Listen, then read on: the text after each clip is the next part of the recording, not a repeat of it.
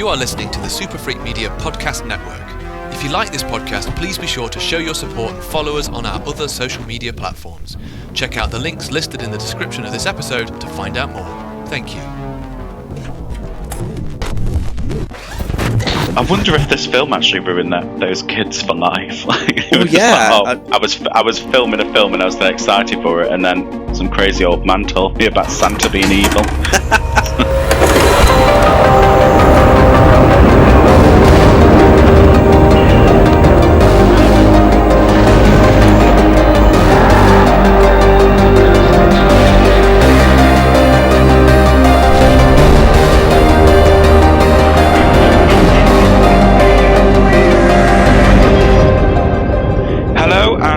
To episode 4 of the They're Queer podcast. Hello. I'm Liam J. Hello, hi.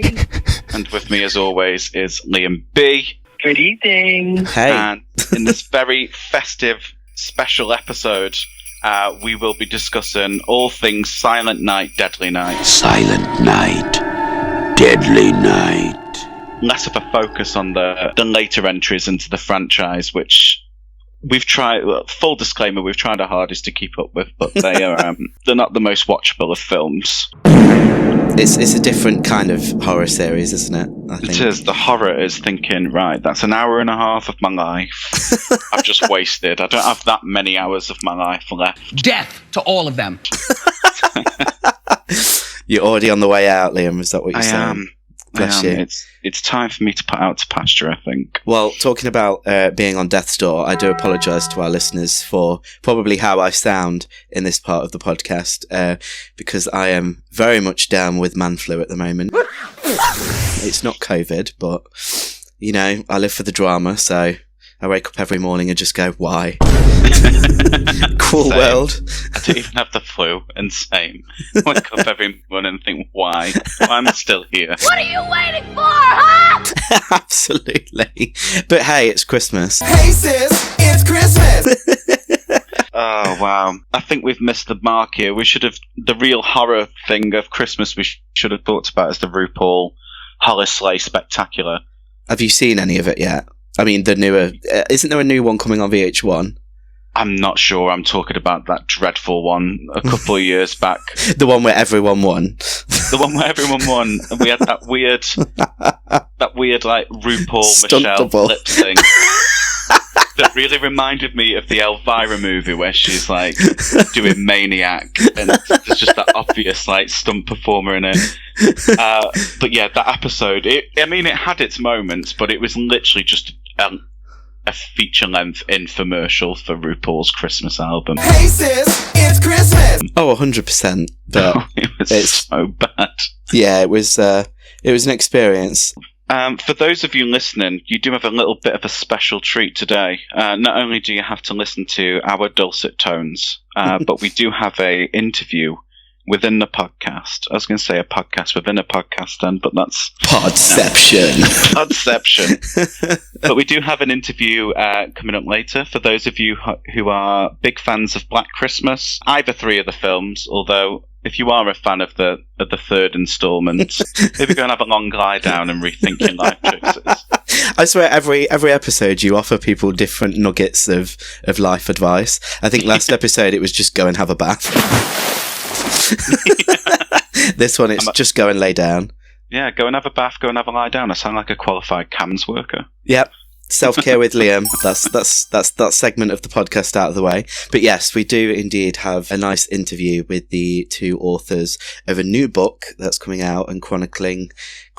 Is that the word? Chronicling? I'm sure that's a word. If not, we've made one. Yeah. Basically going through everything behind the scenes on the 3 entries into the Black Christmas franchise. So keep listening for that. It's been a month since we last got together and did this. Have you been up to much? I've been, as usual, busy with work. I have a huge project that I'm undertaking at the moment for October of next year, which is a huge LGBT plus youth prom. Yes, queen! So that's taken up a lot of my time. On top of that, I'm trying to organise a big fundraiser for work, when I haven't been working, I've been again trying to keep up with my reading. I'm 1 book away from my Goodreads reading goal of this year, so I'll maybe start something tonight. But no, I haven't really done much other than that. I still haven't put my Christmas tree up. And we're recording on the 14th of December, and to me, that's 2 weeks overdue. Oh God, yeah. I mean, I'm going to 100% confess. Today, on my lunch break, I put my lights up outside, and yesterday, pretty much in my breaks and around work, I put the decks up. And usually, I'm way ahead of that. I don't know what's happened this year. I mean, I'm going to attribute it to me being ill. But at the same time, I don't know, this year has just gone so fast. Like, even the fact that I was speaking to my mum earlier, and I was like, so Christmas is literally like a week away this Saturday. And that just felt crazy to me. So, but yeah, the Queer Prom sounds very exciting though. It is very really exciting. When it got greenlit, I was absolutely over the moon. And it's going to be a huge prom. For any queer folk, well, queer youths of Derbyshire to come along to. It'll be free for them, but I'm doing a lot of fundraising at the moment, and it's a little bit stressful, but I know that the payoff's going to be completely worth it. Awesome. Well, I'm very excited to see how that pans out for you. I know last episode I spoke about Canada's Drag Race being something that I've been watching quite a lot recently and really getting into. They've just had an episode that I've just watched which featured a queer prom. And I think it is such an important experience, isn't it, for kids? Yeah. And potentially, obviously, the sort of stuff that you're organising could really, really change things for some people. So that's really awesome, dude. I'm excited for you. Oh, thank you very much. Yeah, I'm very excited myself. I'm currently making a big fundraising and sponsorship pack because I'm going to host an evening and I want as much of it as free as possible. So I'm going to be inviting businesses along to let them know why they should be sponsoring the event. We do have one huge name who have offered us some money and a potential venue. Amazing. And they are quite a big name in Derby. So, keep your eyes peeled. Yeah. No, keep looking out for it. Like, you're doing good work, dude. It's great. Well done. So have you watched, apart from the Silent Night, Deadly Night series, have you watched anything this month? I have, indeed. I mean, one of them I think I'll maybe talk about in the recommendations section of the podcast. I will say that the new naughty cut of Krampus has been released, which I was super excited about because, I mean, Krampus is like a go-to like Christmas film for me now, pretty much since it came out. So I was really excited to see that Scream Factory were releasing like an extended cut. But I'm not going to lie, I think the special features are more of like what's attractive about it as opposed to the cut of the film, because a lot of it is more just deleted scenes added back in. There's some like extra lines, like the auntie, for example. She pretty much nearly word for word says what we said at the start of the podcast as to being like, why am I still alive? Which is funny. And I mean, she's just an icon anyway in that film. Yeah. But I think, the majority of it is deleted scenes added back in. There's an extra few bits of like, not gore, but, you know, when they have like the stuff going on in the attic when it kicks off with the creatures, there's a little bit more kind of added there, which is great. But I mean, either way, I think if you watch the original cut or the new naughty cut, you're in for a treat if you check that out at Christmas. Other than that, the last month or so, I actually got to go to some gigs again, which was great. I travelled to Birmingham and had a gay old time for a couple of days. Got to go and see Jessie Ware, which was amazing. She was like the artist I listened to through lockdown. Her and Jula Peep were like on repeat, and Jodie Harsh was supporting as well, which was great. So that was awesome. It was such an awesome evening. But it was just nice to get back to normality. I don't know whether that normality is what's now given me the flu, but I think it was worth the risk. The week before you were in Birmingham to see Jessie Ware, I was also having a gay old time in Birmingham, so I went to see Charity Shop Sue. Excuse me, lady. And she was everything I wanted her to be, and more. I love her so much. I mean, me too. The amount of times I I quote her, and every time I go past that charity shop as well in Borwell, like, I will point out to our listeners, I'm from Nottingham, so as soon as I think it was my mum who actually showed her to me, and she was like, have you seen this woman, what she's doing in Borwell? And I was like, oh gosh, that's not too far from us. So every time I go, I hope that she's going to be filming a skit somewhere, but she never is. When I was talking to her, I was like, oh, I've come to represent East Midlands as well today. I was like, I've come from Derby. And she was like, I'm from Derby originally. I was like, oh, incredible. So we had such a laugh. She is one of the funniest people in the world. I really hope that she gets picked up for like a proper TV series, or if they just make series 2. I want more Vera. As much as I love Sue, Vera's my favourite. I love Vera so much. I love all I'd of love them. to do a whole... Sorry, everyone. My cat's just fallen off the bed. Come on. Get yourself up. Come on. You do realise I'm going to have to insert the X-Files sound again this episode. Oh, my little wobbly girl. Lie down. Oh. No. Oh, she's fallen off again. I heard it that time. Come on. Oh, God loves a trident. There you go. I don't. Excuse me, lady. Right, that brief interlude. Yeah. Yes. Let's get in and let's talk about Silent Night, Deadly Night. God, I can't even. I'd said Silly Night. That's why. Silly Night. My cat's taken over my life. Different type of experience. Imagine this film with Cilla Black in it. Surprise, surprise. Not my cat, the actual Cilla Black. Yeah. Oh, that would be incredible. Funny tidbit of information. Again, talking about something maybe I've watched in the last month. I checked out Edgar Wright's Last Night in Soho, and that does indeed feature Cilla Black. Obviously not the Cilla Black, but she's kind of canon to the story. She's playing in one of the clubs in the 60s, so that was interesting. I haven't watched it yet, purely because I've seen that it's divided people. People are either saying it's the greatest movie or one of the greatest movies they've seen. Yeah. Or people are having the opposite reaction to it. So I'm putting it off for now. I'm trying to watch a load of Christmassy festive stuff at the moment. But yes, Silent Night, Deadly Night. Back to the film at hand. It is, yeah. And I will say it's one of those films that I came to later on in life. It wasn't something that I was even on my radar when I was younger. I'd never even heard of it. I must have been, I think it was when I first was friends with Charlie Clark. Yeah. I believe it was the first Scarefest that she was in, and I believe that was in 2012. We were talking about like our love of horror, and she was like, "Oh, I've got this thing stuck in my head." She kept saying "Garbage Day." I was like, "What?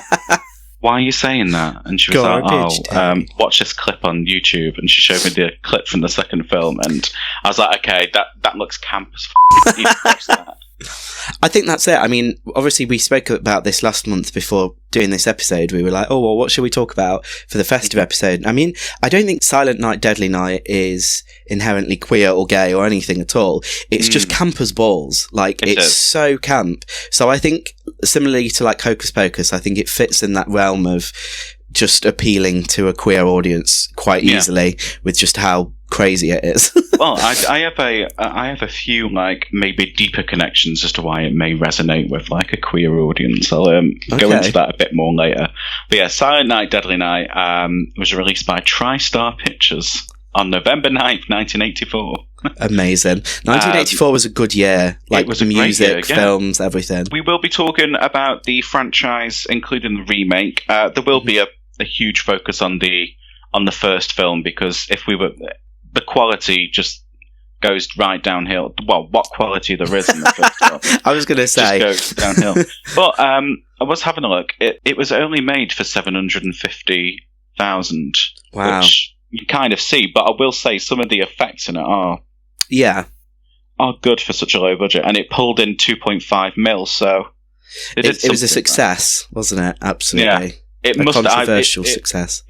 But I think it was one of those films where a lot of cult classic films are always steeped in controversy, and this was one of them. Obviously, you had all the panic of people being like, how dare they portray Santa Claus as a killer and all this? And it was like, well, technically it doesn't. So you're just giving us free publicity there. I think the conservatism of America really helped with the success of this film. I think that's it. I always find that quite funny because it's similar to like when you see about The Exorcist, for example. It's particularly, I think, the religious kind of groups that get up against a film like this. Without actually maybe seeing it or actually understand what it's trying to do. I mean, I will say one of the main things that I took obviously from this film was the fact that I do think it was very anti-religious for a lot of reasons. So I mean, I can kind of see why that would spur a few people on. That's why I think it resonates so much with queer people. You've got that like Catholic guilt in there with all the nuns and so I feel like, you know, the whole religion trying to suppress somebody and that person feeling like they need to break free of all that. I think that's what really resonates with it. It's something that I read into watching it this time around a lot more, because obviously every time I've watched it before it's just been for fun, but this time I had to really analyse it. One thing I did analyse as well was how fucking fit Billy is. Oh my good God. Damn, boy, he's thick! He's so hot. I think it certainly makes you question a lot when you've got you like the killer of the film portrayed in such a way that you are kind of like, oh yeah, and the point in which so many other characters also take a beat just to look at how nice looking he is. Oh yeah, I mean, I had to. Talking of taking a beat, that film where you get to see his lovely furry peach. That ass. Oh wow, it's fantastic. It's like a good 1984 arse. It's not like a good compared to like a 2021 arse. It's not that great, but it's a good one for the 80s. Yeah, it's fantastic, and he's so pretty. I really fancy him. But there is quite a lot content warning for anybody who's not seen this. There's quite a lot of sexual assault in this. I mean, giving an overview of the film, and obviously spoiler alert as well as a bit of a trigger warning. If you've not seen the film, essentially it's a holiday slasher, and the film opens up with Billy and his brother and his parents going to ultimately see his great crazy like grandfather in this care home at Christmas. And I mean, I will say that scene alone was I think if I saw that film as a kid, that would have freaked me the hell out. Yeah, I'd have been terrified of Santa. So much so. Grandpa? Mom! What you want her for? She can't help you. Nobody can. You scared, ain't you? You should be. Christmas Eve is the scariest damn night of the year. And I think I'd be interested as well to see how they filmed that, because surely they didn't actually have the kids there like saying these things to them. I wonder if this film actually ruined those kids for life. I was filming a film and I was very excited for it, and then some crazy old man told me about Santa being evil. So immediately, this young kid Billy is freaked out by his grandfather talking about Santa basically being Satan, and gets back in the car, quite freaked out. His mum and dad reassure him. They're driving home, and we kind of cut to another scene of this guy dressed up as a Santa robbing like a corner store, shooting this guy for like $30. And then it obviously transpires that this guy's car's then broken down. So this is where the two stories kind of converge. And this guy dressed as Santa, I mean, it's Christmas Eve. It's very unfortunate. They stopped to kind of help him. And, he basically kills the dad. Billy runs for his life and hides in the bushes, and then watches his mum get sexually assaulted and then get her throat slit. So, I mean, that alone, I think, is enough to F anyone up for life. Yeah. I think that's only then really where Billy's hell starts, because as we were talking about, we pick his story up again when he's then in an orphanage that's run by the harshest Mother Superior. I mean, I think she gives Jessica Lange's Sister Jude a run for Sister Jude and Mother Superior from Sister Act. Yeah. played by Maggie Smith. I mean, like are there money. Are there any nice Mother Superiors in No, because even the one in The Sound of Music, right, to be gay for a minute. Just for a minute. Sound of Music, during not the opening song, but the song where all the nuns are singing to Maria, it sounds like she calls her a face. Maria, our abbey is not to be used as an escape. What is it you can't face? What's your profanity? No, because even in that awful nun movie, the Mother Superior or whatever it's called, the Abbess, and that is evil. Try and think of a nice nun. I mean, I suppose the Mother from... Superior in Asylum, American Horror Story Asylum, does let Lana get out, but after a few months of electroshock therapy. So I don't know. Maybe that's where she gets her saving grace. Well, but if there are any religious people listening or any nuns, I'm sure not all Mother Superiors are evil. I'd love to see I'd love to see the demographic of how many nuns do listen to this. Oh yeah, I think probably our primary. I think we should start catering towards the nuns. Why not? Yeah. Make a habit of it. Oh. No. That was a Christmas cracker joke right for you there. But anyway, going back to Billy's unfortunate story, we pick up again around Christmas time. He's a few years older, and the children are tasked with drawing their perfect Christmas, and his perfect Christmas seems to show people cut up in pieces, and I'm sure there's a dead reindeer on there. There's obviously a lot to unpack, and as opposed to just going with kids, not to stay on I know there's a theme in every episode. That's why you just don't. As soon as I see that, I'd be like, right, get it. This is what I mean. I don't understand how the people around this kid are just like, he's fine. Let's move on. When normal behaviour. Yeah, there only seems to be one nun who actually recognises that maybe there's some deep psychological trauma there. It's a movie about trauma. But no, Mother Superior decides to just ultimately, after he's then seeing some other kids fooling around. I mean, there's a lot of sex in this film. I would say it verges and also, on... no one in this film wears a bra. Oh, yeah. I mean, well, the 80s. I mean, just nipples everywhere. But then it results in this kid being tied to the bed. And I'm like, are you literally trying to screw this kid up even more than he already is? And then, we obviously then met with modern day Billy, who's now 18 years old, the perfect age. Basically, he ends up taking a job at a toy store around Christmas. And I will say, I think that for me was probably the gayest moment of the film. Gay rights! In terms of when the manager's like, oh no, we can't take anyone on. And then she's like, oh, but just take a look at him. And then he takes a look at him. When Mr. Sims looks him up and down and he's like, oh. Am I gay?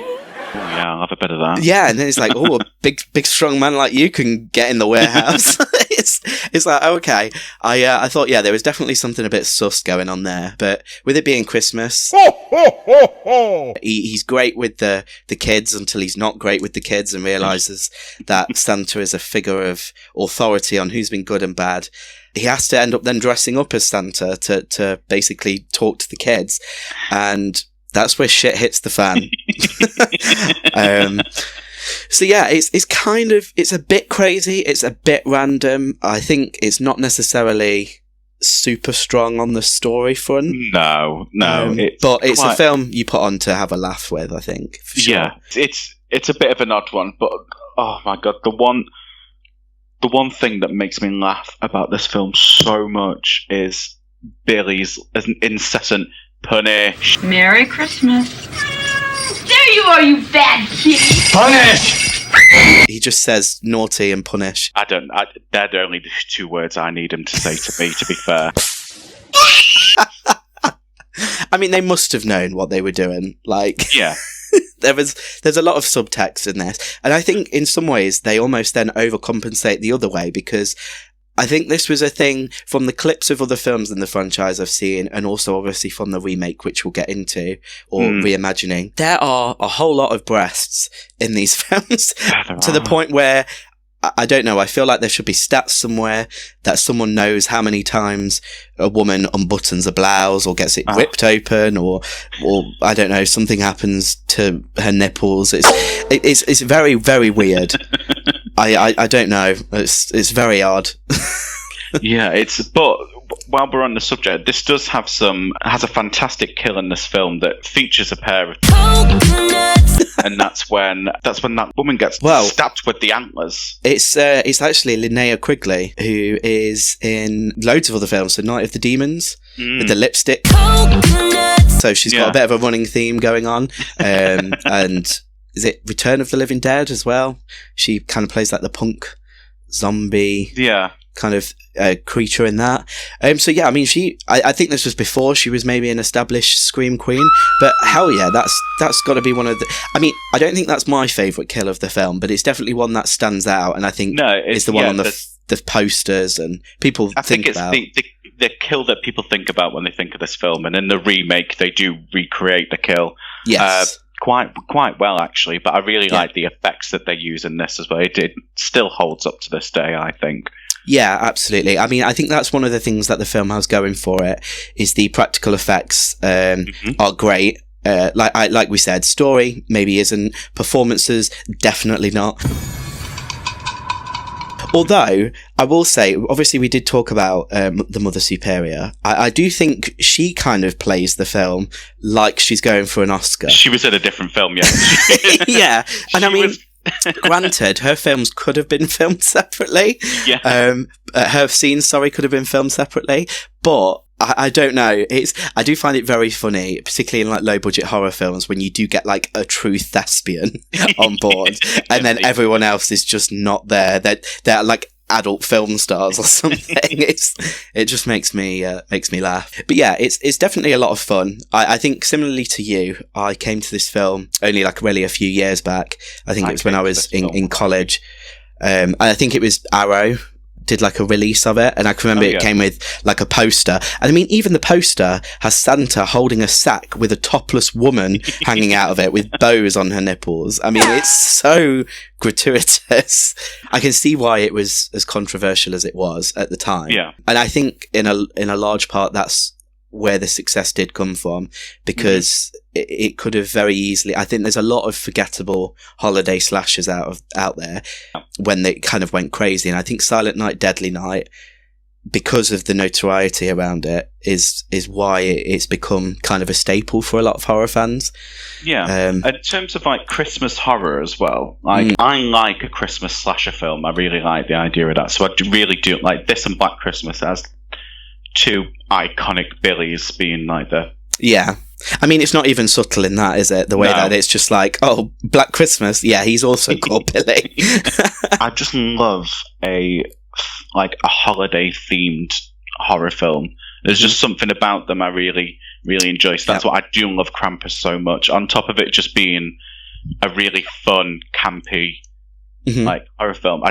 There's something about it being set around, like, different holidays and stuff like that there's something about it that's always like, even if it's a really terrible film, there's always that like sinister undernote of it, especially when you've got your killer walking around dressed as old Saint Nick himself, absolutely punishing topless women.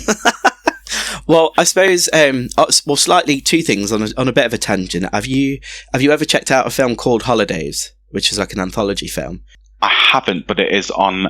What was it? It was on something, and I had it on my list, and then it went. I think it was on Netflix for a good while. I don't know if it's still on Netflix now, but I definitely advise seeking it out, because that tackles things like, obviously, St. Patrick's Day, Valentine's Day, those sorts of things, which I think I'm the same as you. I do like being able to sit down at a certain part of the year and have a few horror films to watch around that time, because you can just rewatch them, can't you? And it becomes kind of part of the tradition of it, which is nice. And I mean, however schlocky and stupid and exploitative this film is, which it is all of those things, it's a very, very fun experience. And I don't think it would be out of place with in like a double feature with like Black Christmas, or even maybe the Black Christmas remake. I think they're on the same sort of level in terms of intelligence. But it's fun, and I enjoy that. And there's nothing wrong with that. I did struggle to either find or kind of commit to watching the other films in the series. And I believe there's 5. There's films? 5 and a remake. And a remake. So, I mean, the remake I saw at the time, and I'm happy to, I think we can talk about that in a bit of detail as well. But have you seen all 5 then of these? Yeah, I have seen all 5. And once I watched all 5 of them, I went and then watched the kill counts of them on Dead Meat because I was very confused. It's very confused. So the second one is where we get the iconic Garbage Day line. Garbage Day! That did its rounds on the internet for quite some time. Yeah. But the biggest issue with the second film is I think it's the first 45 minutes of the film. It may even be a bit shorter than that, but it's still a good chunk of the film. It's just a recap of the first film. Okay. They spend... It's not like... In some films, if you get a recap of like the film that came before it, it's very brief. No, this decided was like, no, we're going to take up half the running time. As in, like, you see actual footage then from the original film? Yeah, it's all the footage from the original film. Oh. The only difference is it's got the now grown-up Ricky sometimes narrating it. Oh, right. So the baby from the first one is now grown up, and that's the link with the... Yeah, because at the end of the first one, he does that really horrible, evil look, and he's like, naughty. Well, yeah, I mean, I suppose we are skipping a little bit ahead, aren't we? The film then does close with Billy's demise as he comes back to the children's home to exact revenge on the Mother Superior, and is ultimately gunned down. But again, this then instills trauma on a whole room of kids this time. So he's essentially just created about 30 new Billies, and we pan up to one child, which I did not know was supposed to be Ricky. Well, no, because there was 3 different actors who played Ricky. There was like the baby, the 1-year-old, and then when it had the like jump forward, there was like 4-year-old Ricky, and then at the end of it we get 14-year-old Ricky, and it's just like, oh for God's sake, that's why again I had to watch the kill counts for this, because James over at Dead Meat does a fantastic job of making sense of nonsensical things. I mean, this is always what gets me about, you know, these really silly franchises when their like whole mythology and their canon story is that complicated. When on the face of it, it's just an excuse for a guy in a Santa outfit to hack up some kids. It does not need to be that complicated, but okay.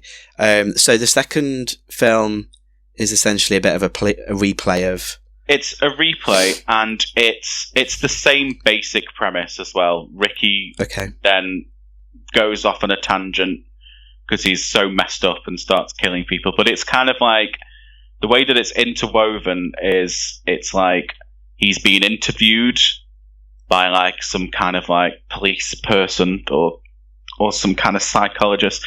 I love the poster for Silent Night, Deadly Night 2 because it looks awful. It's like a Christmas You have a real bauble. thing for posters, don't you? I do. It's a Christmas bauble with a load of fire in the background. I'm literally pulling it up so I can have a look. And somebody holding a gun, and it just looks... It looks so... like Die Hard. It does look like Die Hard. It's so bad. The biggest letdown I had with the second film was the fact that you didn't get the poster come to life. I didn't get the poster come to life, but I did in a way, is because Ricky uses a gun for most of his kills, and don't get me wrong, I find guns terrifying. Yeah. One of my biggest fears in the world are real guns. Yeah. I think they're scary. But... Not in a slasher, though. In a horror film, I don't want them to be using a gun because I find it really disappointing, and it's just... Well, that's it. I think that was still a thing. Yeah. That was still a thing that the first film really had going for it, was the creativity with the kills. I mean, we've obviously spoken about the deer antlers going through. Denise, I believe her name is, in the film. I mean, my favourite kill from the first one is the sled, when the guys are sledding and then he jumps out with an axe, and you're literally going at like a mile an hour, yet your head still flies off. It's so good. I just love that shot, and I think because I've watched the unrated cut. Yeah. And the unrated cut just makes it that little bit more cheesy by having the sled carrying on without the head. Yeah, I was going to say, you can tell because they've not fully restored those bits, have they? It goes back to weird VHS quality on those bits. But yeah, and then the fact that he's just buried in the snow instead of getting a fake head. I love that. I'm all about that. But yeah, it's disappointing then to find that the second one is a bit gun crazy. It is. I mean, it's not all guns. I mean, Ricky gets to like decapitate Mother Superior, which is just great. Is it actually the same woman? I don't know if it's the same woman. I'd have to think. But he does get his revenge. Right, so, no. It's another one of those things where in the archive footage, it is obviously the same one. You're kidding me. But in the film, it's someone else. So there's a lot of leaps and bounds that we have to take as an audience to fully understand who is who in this franchise. So basically, at the end, it's the same premise that Ricky goes to the orphanage. He goes to kill. He actually kills Mother Superior, but then he gets gunned down by police, and it's like I might as well have watched the first film because half of this film is the first film, and then the plot is basically recycled. But then in the third film, we've got Ricky again, who wakes up from a coma, and it's kind of then goes into Friday the 13th territory, where they just introduce a psychic character into it, who has to battle the villain. So Ricky, his name changes in this to Ricky Caldwell. They change his surname for some reason. I don't know why. Why not? But then our protagonist is a blind teenager with psychic powers who goes up against Ricky, the Christmas killer. This is where it started to lose me even more, and I was like, it's where it started to just get just a little bit stupid. It literally sounds like a parody of a horror franchise. You know, like in Scream 4, when she's like, oh, it's terrible, part 5 has time travel and all of this. It literally sounds like this is where we're about to go. But one of my favourite bits of this film, at this third film, this is how bad it is. It breaks the fourth wall. Oh, okay. Does it mean to break the fourth wall? It does mean to break the fourth wall. It does it intentionally. Sometimes I don't mind. Like, there are certain films where it makes sense, like Freddy Krueger breaking the fourth wall. Freddy! Don't. She's back. She's back. Well, I'm more on her after this point, actually. But, yeah, there's at the end of the third film, I'm not even going to give a premise to it, because all you need to know is psychic blind girl versus Santa killer. That's all you need to know, really. But at the end of the film, the psychic girl wishes a police officer Merry Christmas, and then she has a That's So Raven vision of Ricky. Breaks the fourth wall to the camera and says, "And a Happy New Year." Merry Christmas, you filthy animal. And a Happy New Year. Yeah. It's dread. I was just like, what? And then in my head I was like, I've got to watch 2 more of these. And a remake, which I don't mind. But so did you go through all of these in prep for this episode, or had you watched them anyway? Oh God, so you've done your homework. I feel so bad now. I will now and then I will watch the first one, because sometimes it's just fun to put on, and the second one, if I need something on in the background while I'm wrapping presents. those presents are getting wrapped really badly. But then I was like, oh, there's so many of these.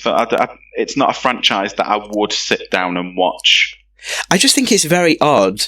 I mean, I think we kind of mentioned it when you went through the stats of how much it cost to make and how much it made, but it has no right in being a franchise at all, does it, really? No. I mean, there's nothing that needs to be told. I mean, that first story doesn't need to be told. No. Yeah, here we are, 5 stories later and a remake. Well, the best thing about the third film, I'll give it, is Bill aside from the Raven vision at the end. Yeah, apart from That's a Raven vision, is Bill Moseley's in it. And okay. That's if you're a horror fan, you know that Bill Moseley's going to put his absolute all into a film. And he is incredible in that. But then in the fourth film, we get another horror staple, like an icon. We get Clint Howard. No offense, but Clint Howard really gives me the creeps. Oh, he's so creepy. So creepy. It's Ron Howard's brother, isn't it? Yeah. I think, I'm sure when I see any kind of, if there's any articles or write-ups on the Silent Night, Deadly Night series, they always seem to use a picture of Clint Howard just looking absolutely deranged, which, I mean, he kind of reminds me a little bit, not in like a shallow sort of way. He might be absolutely lovely, but he reminds me a lot of like how Gary Busey is. Yeah. Do you know what I mean? He looks a bit wacky, so he naturally lends himself to those sorts of roles. So we get into the fourth film that starts to veer into the occult. So is there any continuation from the second or third? So are we completely in new territory? So the first three have like a through plot, and they all are continuations. But then we get into the fourth one where there's no. So is number 4? Am I right in thinking is that Initiation? Yes. Yeah. Okay. So Silent Night, Deadly Night, Initiation. That's part 4. Yeah, and this is the one that made me feel sick. Okay. Not only is there a lot of body horror in it and bugs. Body horror and bugs combined, I just don't know. It's not my cup of tea at all. But then it veers into the occult, and the only way that it lives up to the Silent Night, Deadly Night name, I suppose, is just the fact that it happens to be set around Christmas. That's Makes about sense. it, really. I couldn't really give you that much of a synopsis of it because I think I've tried to block it out of my brain, but it involves people going into cocoons and being bound together and being turned into insects, and it involves a meat shop. It sounds very grim. Yeah, it's not my thing. I did notice it was directed by Brian Yuzna, who we know has obviously done the likes of Society, which I think is a creepy film in its own right with body horror. So I think it's interesting to see that he lent that aspect to this series. I mean, hearing you obviously explain it and go through it's kind of funny to hear that they, the approach that they tried to take, I suppose, with the Halloween series where they did Season of the Witch. It seems that they maybe did something a bit similar with this. They kind of realised this Billy Ricky story was not the whole thing that we needed. No. So they decided to maybe... Unfortunately, I feel like it had the opposite effect of Halloween 3. Yeah, it just wasn't great. So then, if we go into the fifth one, I was kind of back in. This is the toy... Is it the Toy Maker? The Toy Maker. Yeah. It's purely because I feel like they were like, right, what else have we done? Right, let's just go into stupid territory. It's a more Christmassy film with this because this film is horror Pinocchio. The fact is, the characters are named after Pinocchio characters. Right, so it's not subtle. We have Joe Petto. Okay. Who's played by Mickey Rooney, who is the Toy Maker. Amazing. And then we have Pino Etto, like Pino as in Pinocchio. Pino. Yeah. So again, does this not bear any resemblance or kind of any continuation? On the last film, or does it? No. Okay. No, but funnily enough, Clint Howard comes back to it as a different character. Oh, okay. So we've gone full anthology then now with this. I suppose. It's a bit weird. Was he a new character? In my head. No, I think he's the same character, actually. Oh, okay. But I don't think it's presented that way to begin with. Oh, God.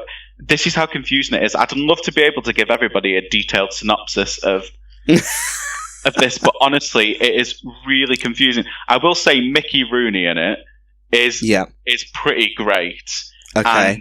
And he does dress in a Santa suit and mess people up. So that's where I was like, oh, okay, it's gone kind of back to its roots. It sounds, overall, it just sounds like a bit of a mess.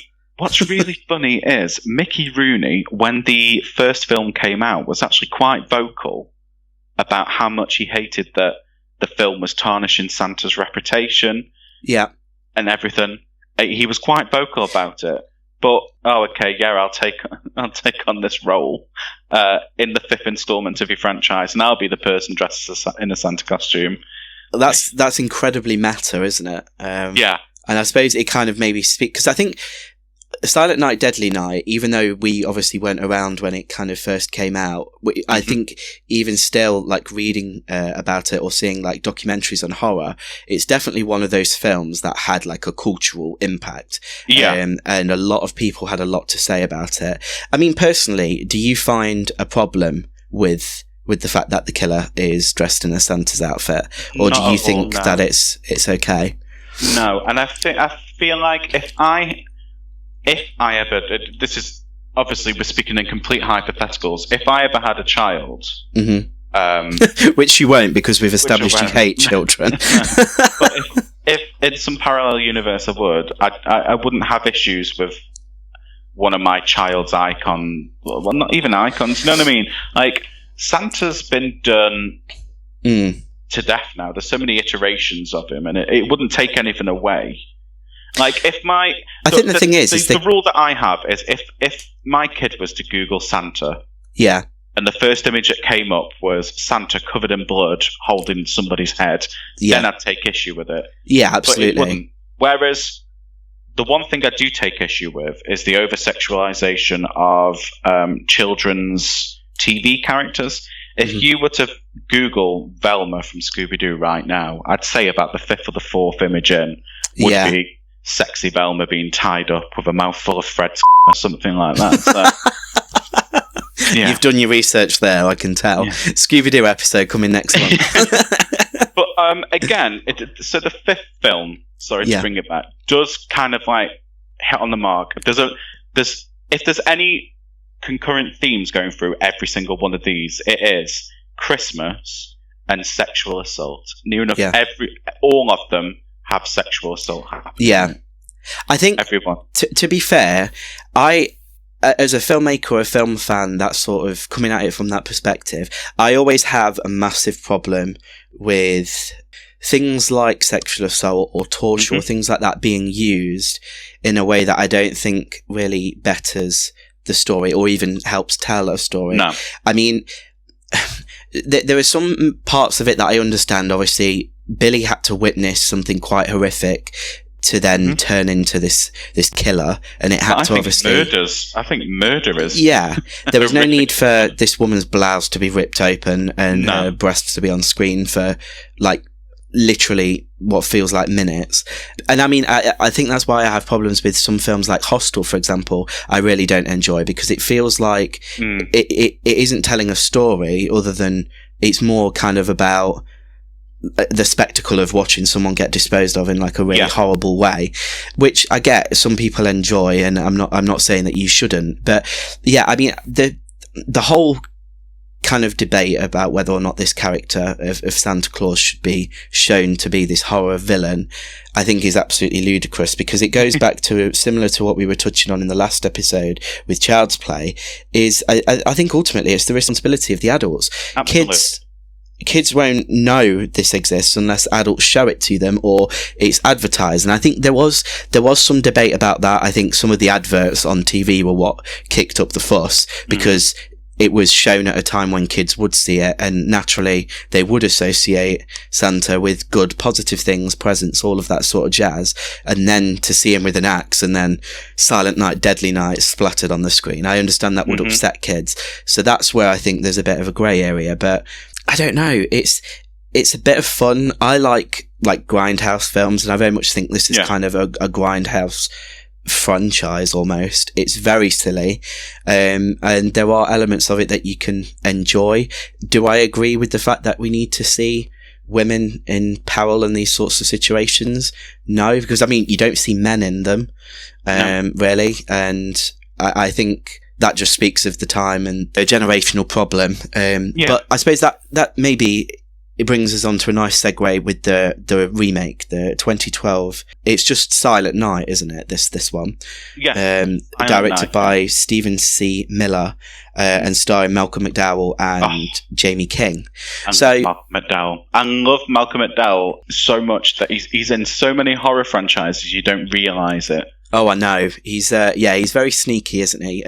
Even with some of the, I guess, cheaper films, shall we say, because I think this is very much it retained that authenticity of being made on the cheap. I think this one. Yeah, I really, really like this film. It came out. So when I watched it, I didn't realize it. To me, it came out too late for me. This should have been released in the mid 2000s when there was that resurgence of remaking old horror movies. This should have been released around the time that, you know, we had the Friday the 13th remake, when we had Rob Zombie's Halloween. I feel like if it maybe would have been like 2007, 09, that sort of area. Yeah, if it had been released then, I reckon it would have been more successful. Yeah, definitely. But it's not to say I enjoy this one quite a lot. I don't think it's like a masterpiece, and I think that they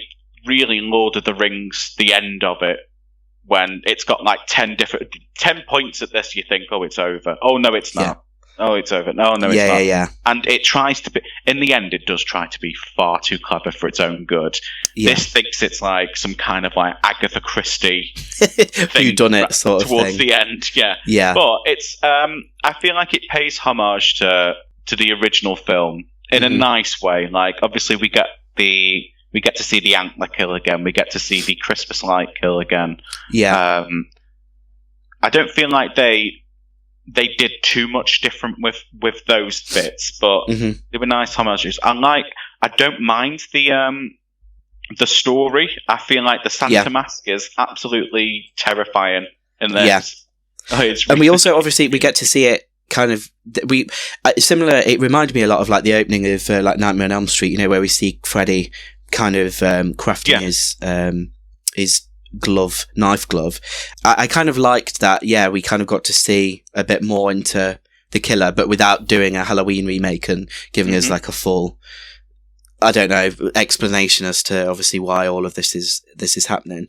I think I definitely agree. I don't think it's a bad film, and I can remember at the time I saw the trailer kind of come out, and I knew I kind of wanted to see it. And I think, funnily enough, I don't think it was made available here in the UK until like the summer of the following year. So I can remember I was waiting for ages, because I'm a big fan of Malcolm McDowell and a big fan of Jamie King as well.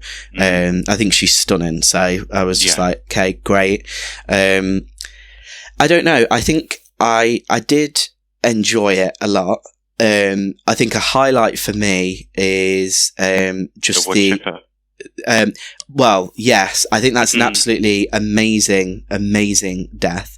But I absolutely love the kid who gets it as well. You know, the really bitchy kid who's saying to her mum, like, take me to the mall, I need this, and this. And then Santa just basically tases her until her heart blows up. I mean, love it. Always love that. A film that isn't too scared to kill a child off. Absolutely. Absolutely. I love so much. And I mean, I went into it with quite high expectations the first time I watched it, because I'd seen some of Stephen C. Miller's other work. There was another film he released called Under the Bed, which is kind of a similar sort of story to, you know, how The Bogeyman is, like, where, or Darkness Falls, where it takes this figure of fear from kids' childhoods and makes it actually a reality. And I thought that was really well done. I think this film definitely does have its moments. It's very creative in the way it kills people. I do like, obviously the Christmas lights and the electrocution. The wood chipper is great. It's really good. So good. And I don't know, it knows what it's trying to do. I think you're right. I feel like this, out of all the films, this one knows what film it was going to be. Yeah. It knew that it was going to be tongue-in-cheek. Yeah. It's going to be comical. You're going to be rooting for the killer more than you are anyone else in this. Whereas I feel like you weren't in any of the other films. They always think that's a good mark of a good horror film or a good franchise. You do root for the killer. Yeah. Yeah, absolutely. And I mean, you can't beat that image of Santa Claus looking the way he does with a friggin' flamethrower. I mean, it's incredible. It's absolutely incredible. I also love the fact... Campus tits, I love it. It's just like, they could have just made it really subtle, but I found out the reason why they had that is it's based on a true story. You're kidding me. What?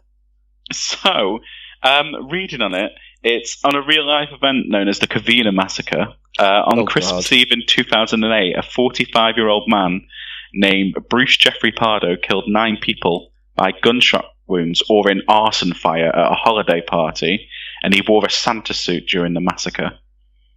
That is insane. Yep.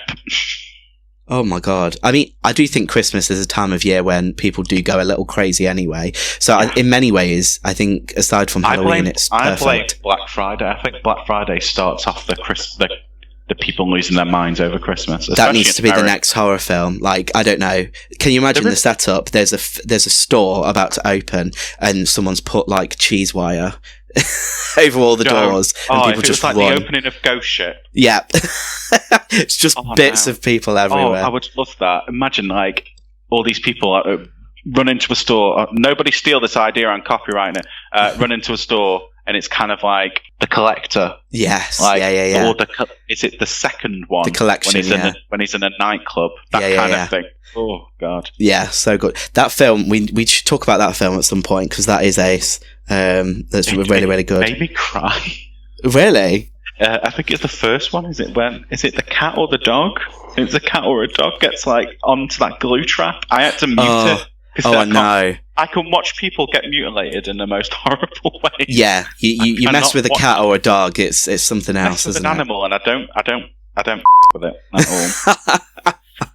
But I feel like this film was kind of the one for the gays to me, because I feel like it's got some incredible ditzy beautiful women in it who I feel like as gay men we are kind of like drawn to. So I'm talking about like all the one of the women who gets put the mayor's daughter. Yeah, she's kind of like the ringleader, isn't she? Yeah. I do like as well I mean, I suppose it does comment on religion again, so that's a bit of a theme, because you've got the weird kind of pastor, haven't you, who's taking pictures of the women and then talking about weird stuff in his sermon. He gets it. But yeah, I did love that whole bit with the ditzy blonde, and then obviously the homage to that antler kill. And I love the fact it all went slow-mo as well. It was just so camp, wasn't it? I love that, when you see it in films when they've clearly like redubbed in a scream because they've filmed someone screaming in slow-mo, and it's just, there's just something very funny about it to me. But yeah, no, I completely agree. I don't think it's a bad film. It's probably not one I revisit I'll probably say not as often as the original, because I think because the original was back in the 80s, it has a bit more of that nostalgia for me. I feel like in terms of a franchise, I personally don't think it holds up as a franchise, because to me a franchise is something that I can be like one thing that me and my boyfriend do is, if we can't think of a film, he tells me to think of a number between like 1 and something, and he'll put a horror film on that'll be like if I say 6, he'll put part 6 of like Friday the 13th or Hellraiser. That's such a cool idea. That's awesome. Yeah. It's just when we're stuck for films, we'll do that. And I feel like with this, I wouldn't want to, because if I said 4 and I had to sit through that all that horrible bug stuff. I think the bug one is the one I'm going to watch, just because I feel like don't eat anything if you're going to watch that. It might eke me out a bit, but yeah.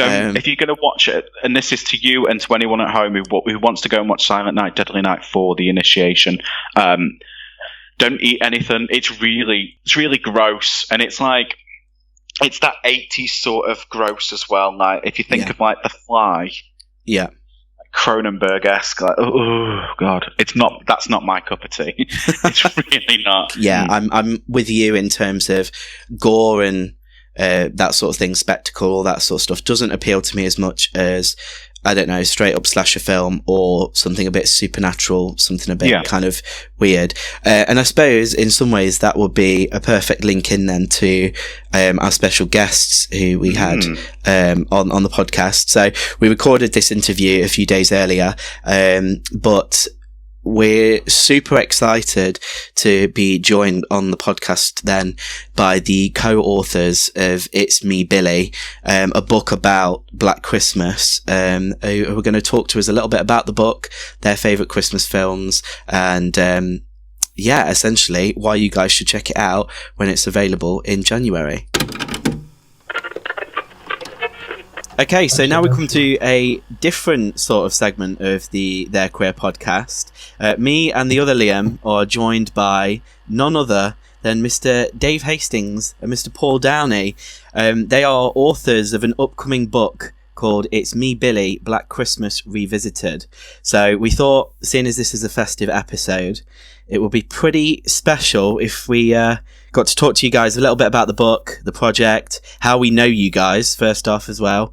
And take it from there. So I guess I tenuously, obviously, I know both you, Paul, and Dave through Super Freak Media stuff, filming. And I think, Liam, you've been on set maybe 1 or 2 times, maybe when Dave's been there. But it's been very, in passing. Ships passing in the night. I remember us all lugging stuff up to that forest one night. It was very cold.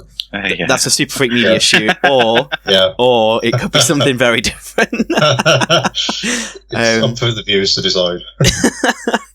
But yeah, it's been really cool. I think we've all kind of been interwoven and involved with each other's work for quite a few years now, I'd say, which is lovely. And I know that this project in particular has been one that you've been working on for quite some time. So who kind of started it off? Like who approached who? I think I'm pointing at Paul. Yeah, you're pointing down on my screen. Oh shit! Okay then. It was me. I kind of. It was a really weird one because it was at a point when I kind of also discovered IMDb Pro as well, and there's you can get the contact details for filmmakers and stuff, and because I thought, this would be great for the website, the Bloody Flicks website that I run, and I was thinking it was around the time of year of Black Christmas, it was about November, probably 2019. It's either 2019 or 2018. I'd have to look at the timeline. It probably was it was 2018. And I managed to get a couple of interviews quite easier than I thought, in terms of people like Lynn Griffin and approaching some people from the remake, the 2006 remake, because obviously 2019 wasn't out at the time. Yeah.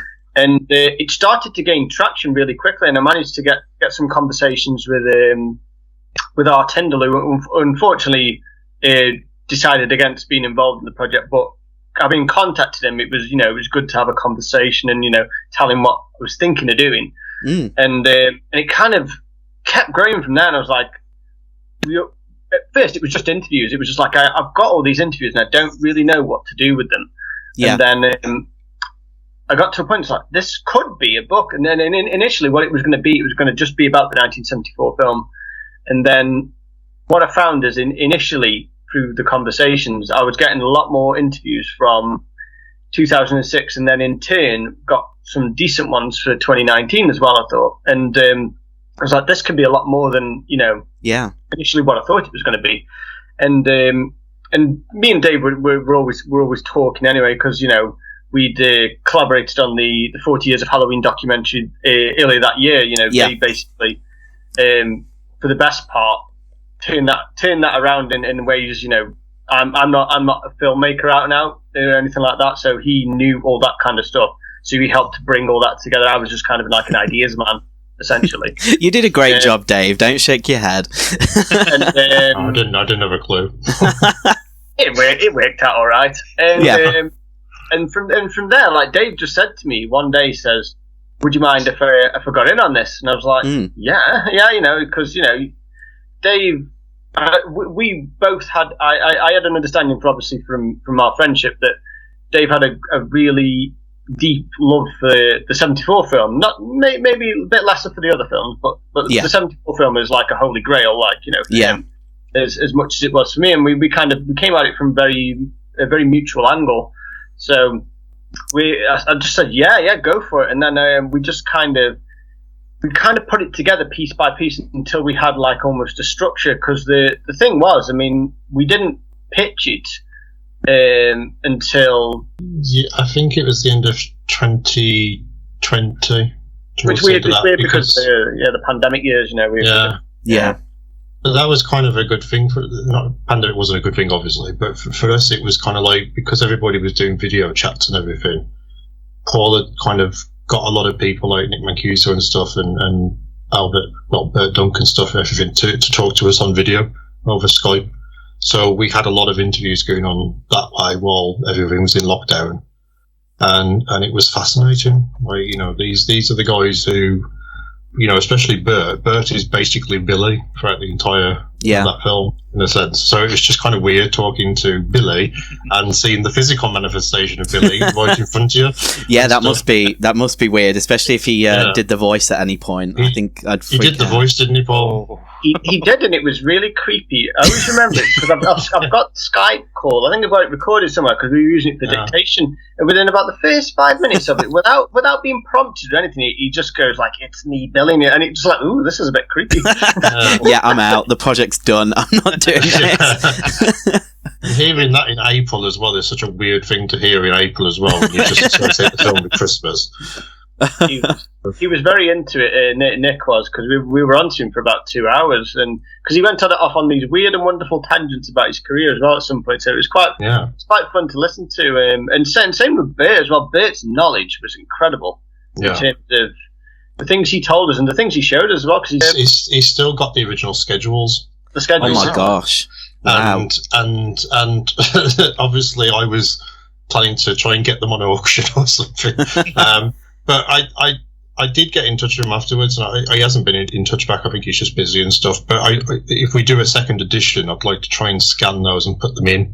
Yeah, because they are the original production schedules. They've got all the notes on it and stuff. I mean, he was in his office, and he's got a filing cabinet behind him. He literally pulled out a stack of stuff for Black Christmas that nobody's ever seen. Oh my lord! Like just literally like notes, probably storyboards, all kinds of technical stuff that nobody's seen. I'd have just got chills desperately seeing that. I desperately just trying to. I might email him again soon, actually. But I'd really like to try and get that into like a second edition or something. It's a wealth of knowledge that nobody's ever seen about this film. You know, even it sounds really kind of weird. It's like, you know, the dates, the times, and stuff. Like to an average person, it's like what? But to us as filmmakers, it's like, oh my god, this was the day they started this. This was the day they filmed this. This was the day that Billy's eye through the door was filmed and stuff. And who was it? And so for that, I mean, I'm going to try it again. And maybe we can get it into a second edition and stuff. Well, I've got everything crossed for you, as I'm sure a lot of people I've got a lot of things crossed as well. So. I just want to see that stuff. That's just for you. Yeah, even if you just got to see it and couldn't do anything with it, just to be able to look at something like that, it'd be like seeing like the Turin Shroud or something. Yeah, a lot better as well, a lot better quality. Amazing. Well, on the subject of holiness, obviously you awful segue. Paul, you mentioned obviously that Dave, when he muscled himself into this project, at least that's what it sounded like. Yeah. It was obviously kind of a holy grail film for you. So Dave, what is it about Black Christmas that you love so much? I've always said it's just behind Carpenter's Halloween. Carpenter's Halloween is my favourite horror film, obviously, but there's Black Christmas is just literally about a millimetre behind it. Yeah, and I think the reason why is because it's just there's so much stuff that even today you watch it and just go, I have no idea who Billy is. Yeah, I just have no idea who he is, and it's. I think there's so many different plots going on that if you watched it as a modern film, a lot of these plots would get lost and stuff. But I just think Bob Clark was a genius at this stuff. Yeah. I mean, there's so much like, in a sense, there's political stuff going on in that film. With Jess talking about having an abortion and stuff. That stuff was way ahead of its time. And there's just so many layers going on in that film. Like there's they're in the park looking for this little girl who you never see, but you feel that murder. Yeah. You feel that whatever happened to that murder, Billy's probably got something to do with it. And for a fact, you never see the body, but for a fact it was something bad happened. Yeah. And you never see it. So it's just a testament to Bob Clark's kind of direction and stuff, and being able to turn something like that into something that I now watch every single Christmas Eve without fail. Yeah. And I do exactly the same thing. Christmas Eve to me is Muppets Christmas Carol, then I have some food, and then it's Black Christmas. See, now for me it's Black Christmas, and then I finish off the bottles of Baileys I've got, and then I watch A Christmas Carol with George C. Scott and stuff. But that's just because I like George C. Scott, because he shouts Lion Exorcist 3. But that's very festive. Do you have any weird festive traditions, Paul? Anything on Christmas Eve? Well, it's weird. The past few years, I can't remember if it happened last year or not, but going into this really weird habit of getting drunk in and around Christmas, maybe not Christmas Eve. That's not weird. That's just Christmas. Yeah, and watching that's just peer pressure. the really bad Star Wars holiday specials. Oh, incredible. Yeah, that's not what you told me. You told me you sit up outside by your window looking for Santa Claus every Christmas Eve with a bottle of Baileys. That's what you said to me. Don't deny it. Must be where I live. There's people probably going around jingling, but they ain't Santa. To be fair, I sometimes sit by my window and wait for a bearded man to come along with a big full sack. So I'm there with you. I knew I could rely on you to just take it there. So thank you. Yeah. But I've run out now because I've seen both of the Ewok films for my sins, which are an experience. Yeah. I think one of them's about 2. No, it's the holiday special that's 2 hours long, and it's got some very questionable things going on in it. But I just think it's great that Brie offers in it from Golden Girls. Yes. It's the only bit I get interested in. I'm like, please do some kind of Dorothy sarcastic look at whatever the happy script's doing. And stuff, but she doesn't do it, so I just go and watch Golden Girls instead. That's probably as weird as it gets for Christmas, really. But they were enhanced for that, because I tried doing the prequels, and the only one I could abide by was the Revenge of the Sith. But I managed to get really drunk one Christmas day and watch it, and it was just like, this is actually all right. And then you kind of wake up the next day like, oh god, no, it's not. So the key to enjoying Star Wars is just to get blind drunk. I think that's what we've learned. But I think, and I know we're supposed to be talking about Black Christmas. I think John Williams, like when he was like, right, I'm going to do the music for the prequels. I'm gonna f shit up for everyone. I'm gonna give them like Duel of the Fates. One of the most stunning pieces of music. So like you get goosebumps in your hair. So John Williams, I think, had seen a different version of the films to me. It's like, oh god, I need to make sure that the music's just as good. Yeah, either that or he was compensating. And then we get Hayden Christensen. But anyway. So you obviously, Dave, you mentioned there about Black Christmas, it being like a millimetre or so behind Halloween. And I do think when you think of Black Christmas, you've got to kind of recognise that the original, the 74 Bob Clark film, it laid the groundwork for a lot of what we love and appreciate as horror fans, didn't it? Yeah. So I think what's unique about Black Christmas as I want to say series or franchise, because I think it is a franchise. That's maybe what the safe thing is to say. What this book tackles then is it does go over all 3 films, doesn't it?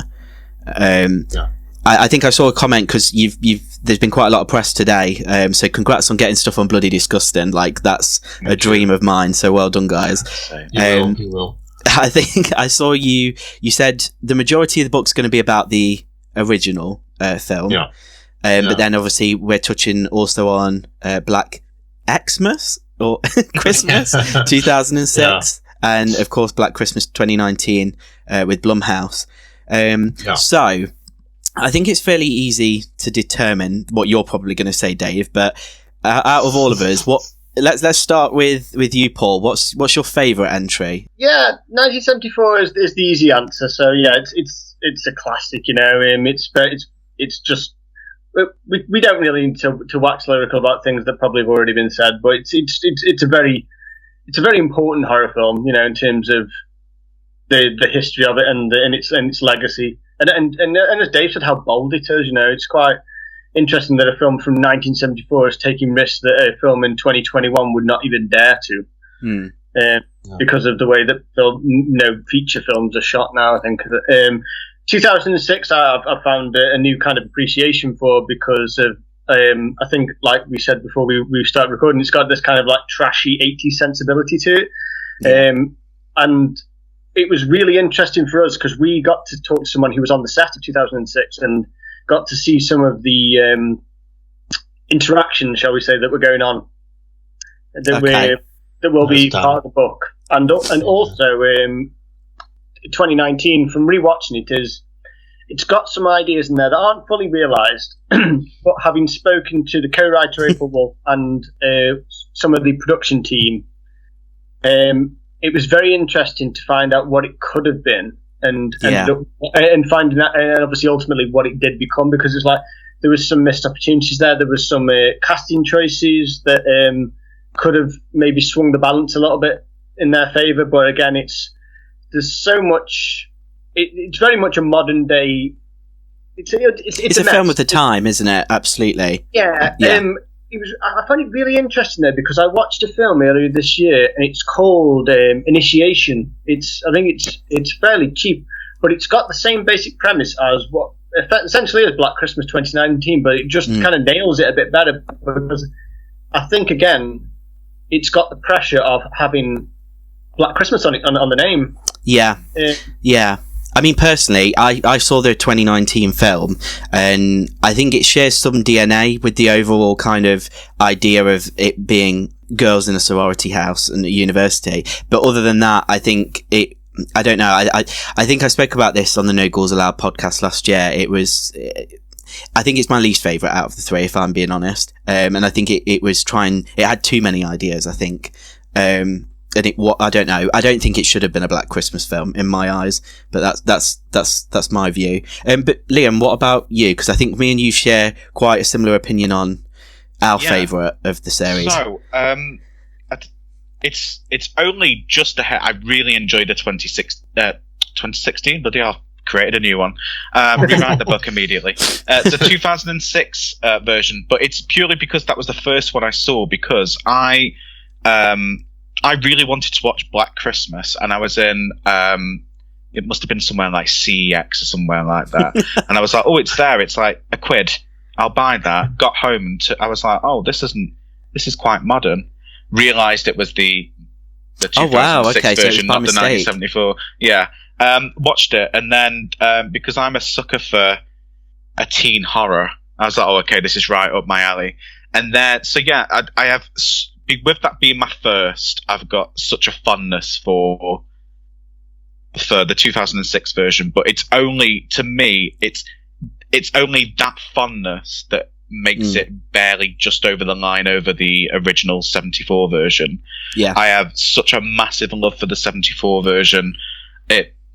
Not to coin a phrase that the youth of nowadays use, but it is the blueprint. I just love that. Sick. Sick man. Okay. I love that it has no rules to follow. It doesn't have anything to adhere to. It doesn't have any tropes that it either tries to stick to or stay away from. It's its own entity.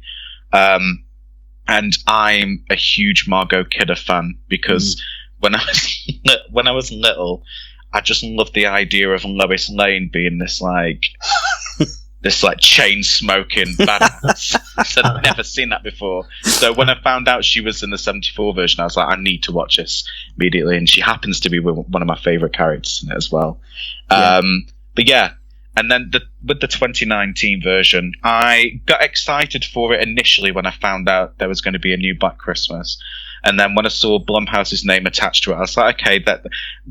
I've enjoyed some things, I've not enjoyed some things, so it can go either one way for me. Unfortunately, it went down the bad route for me. I don't mind when a PG-13 horror is made, because I really like gateway horror. I love it. It's why I love Scary Tales to Tell in the Dark. Perfect piece of gateway horror. But with this, to me, it was like an episode of Buffy the Vampire Slayer. On a really off day. Yeah, the Lizard Boy episode of Buffy the Vampire Slayer, done completely in a shambles. And I don't know much about any decisions that were made, and when I read the book, I'll find out. But I feel like there's a different film that seems to be trying to break through when I'm watching that, and it seems to be censored to all holy hell. But no, and shout out to my friend Izzy, as she is listening. She has a crush on 2006 Billy. Do you know what? I watched it last night, and I kind of see it. I'm not gonna lie, I kind of see it. But yeah, Robert Mann. It's well, now I'm gonna go find him on social media. And he's got an interview in the book, hasn't he? Yeah, to be fair, he was so helpful because I kind of interviewed him like we did. We had to do it over email and that. And then I kind of went back to him about 7 months later, and he was like so helpful and very transparent with what he was saying as well in terms of what was going on set. He was great. Yeah. Well, I did. If it's okay, I did want to just dive into that like a little bit, because I mean, I'm pretty much the same as you, Liam. The 2006 film was the first like exposure to Black Christmas I ever had, and then I sought out the classic after that. And I will say the classic does stick out in my head as like one of those films that still all these decades later is just chilling. Like it does get under your skin. The 2006 film, however much I love it, I think it's kind of weird that there was obviously a lot of interference and pressure, I think, from the Dimension, the Weinsteins, all of that. And then also I find it very funny that in 2019 we get a film that is very much part of the Me Too movement, which was kind of spurred on by Mr. Weinstein. So in some ways I find that kind of duality between those two quite interesting. But so in the book, do we get a bit of an idea as to what was going on set then, in particular on the 06 Black Christmas? Yeah, but we get as much as obviously we can say without getting sued, obviously. No spoilers.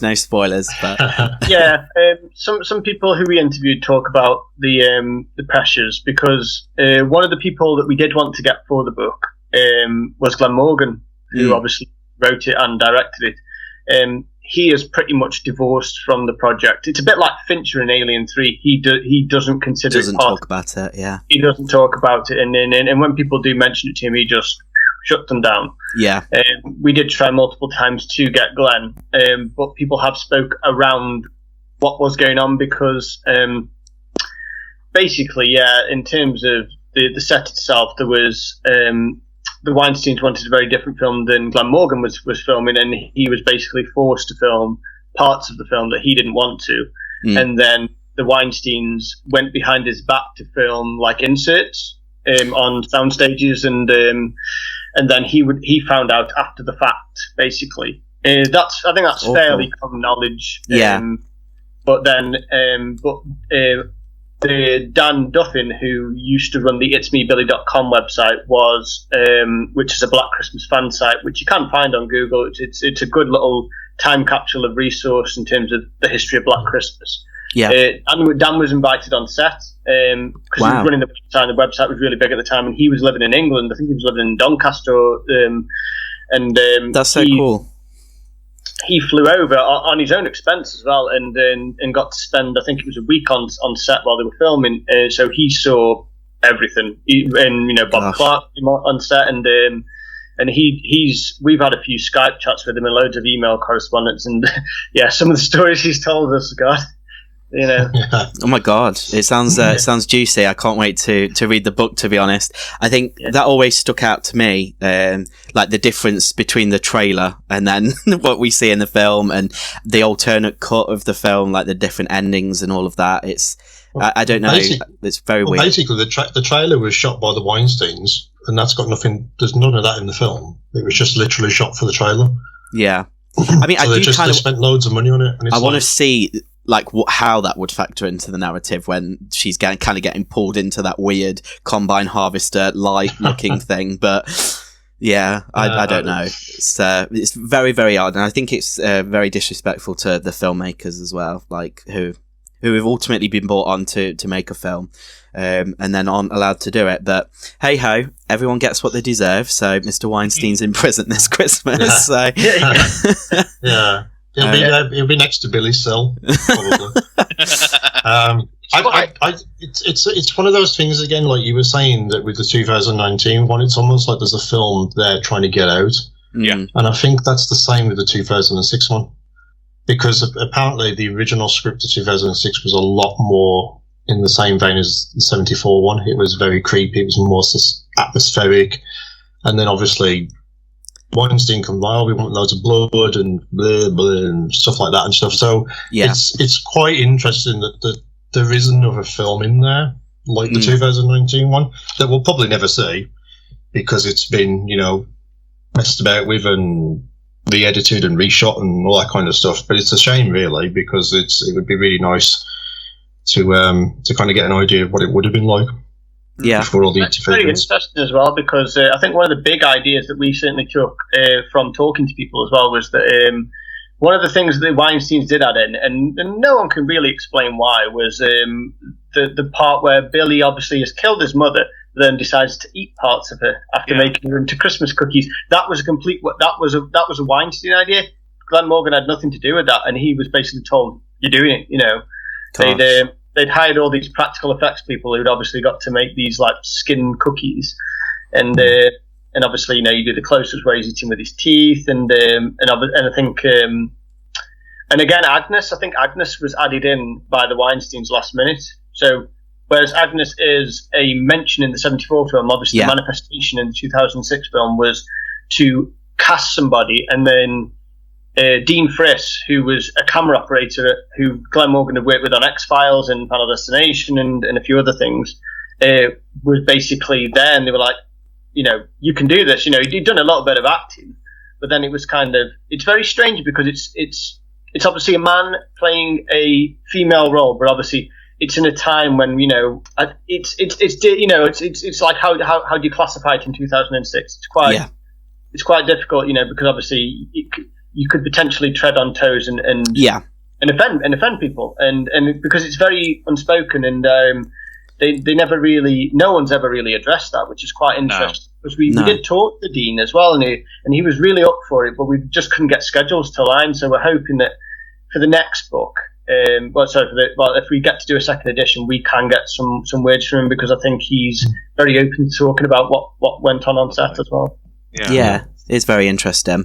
I know me and you, Liam, we kind of spoke about that, didn't we? About the fact there was obviously a male actor or camera op who was then cast as in a female role, and I think in horror that's kind of something you probably see more than any other genre, because I think that's where the offence ultimately lies, and when it's the horror elements, like a man is playing a woman to be horrific, as opposed to it, I don't know, having any other kind of meaning. But I don't know. I think with all of its problems, I think the series is a very unique one. I love how warped it is, especially Christmas. Christmas being that one cheery, the most wonderful time of the year. So I just love a good holiday one, which is why I got really excited in the 2019 one. That opening shot, I thought that it was, the suspense was there, and I thought, oh god, this is going to be good. And then I was like, I remember sitting there thinking, what? Don't be such a tease, show me something. and that's how I felt actually all the way through that.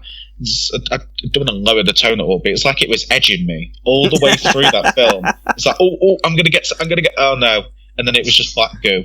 So to keep bringing up the black goo, but would you say you got something out of it then, at least for your £5 visit of a ticket? Actually, no, because nothing happened. No. So that's another thing to blame it for then.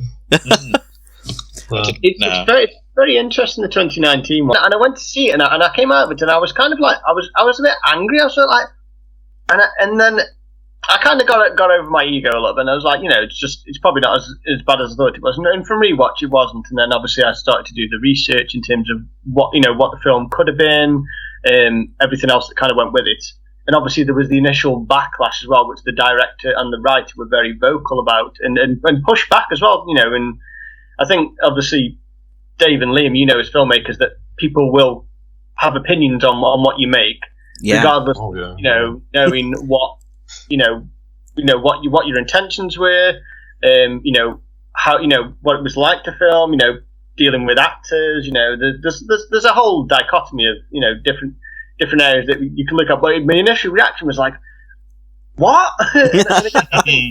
Liam said there before, like, in your way, you were just a bit perplexed, I think, because, black goo. Black goo. Black goo. Black Christmas. Also that black goo, I was like, isn't this the X-Files? I remember the X-Files having black goo and stuff, the alien goo and everything.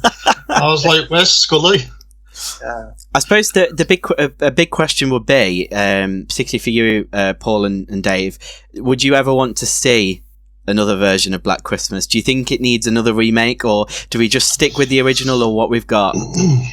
I would like to see somebody do it again, but I don't think anybody will, if I'm honest, because what it is it's really tricky. Even though there has been 3 films in this series or franchise or whatever we want to call it, it's not a marked property the way that, like, Texas Chainsaw Massacre is coming out in February. Another Texas Chainsaw Massacre. God knows how many times someone has tried to redo that film or do some sort of iteration on it. But it's got a marquee name. They're doing a video game of it now. Halloween is back in a big way. Regardless of opinions on kills, it made a lot of money. So from a commercial point of view, it is marketable. I don't think Black Christmas, personally, is as marketable as the Halloweens. And like if Freddy came back next year and did it for the Nightmare on Elm Street, Robert Englund aside, there would be a real buzz around it. Whereas Black Christmas has been scolded twice at the box office when they tried to reboot it. I don't know if there's enough legs there to make the sequel or the remake that we feel like that we deserve as horror fans. It's hard, and it's a shame as well. I think Dave's got ideas as well, haven't you? I think I do agree with Paul on a certain extent. I think the remakes have scalded the brand almost. But I think there are ideas out there you could explore. And one of the things I'm planning to do for my PhD is write a sequel script to it. Oh wow. Okay. Which is like a full, so it means I haven't got to do references and stuff for half of the bloody research, which is great.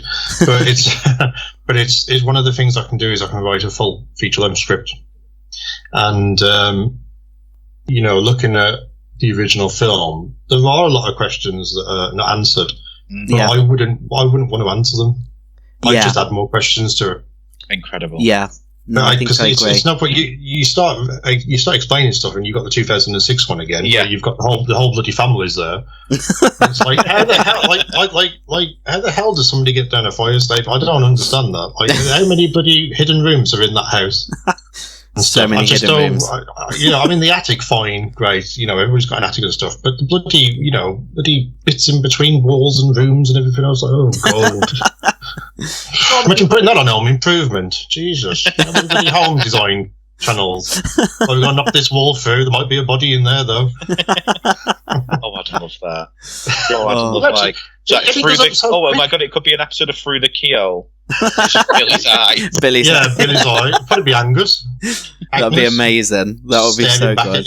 You might be the filmmaker to do it, Dave. You might be the one to take us home and give us the Black Christmas we deserve, or the sequel.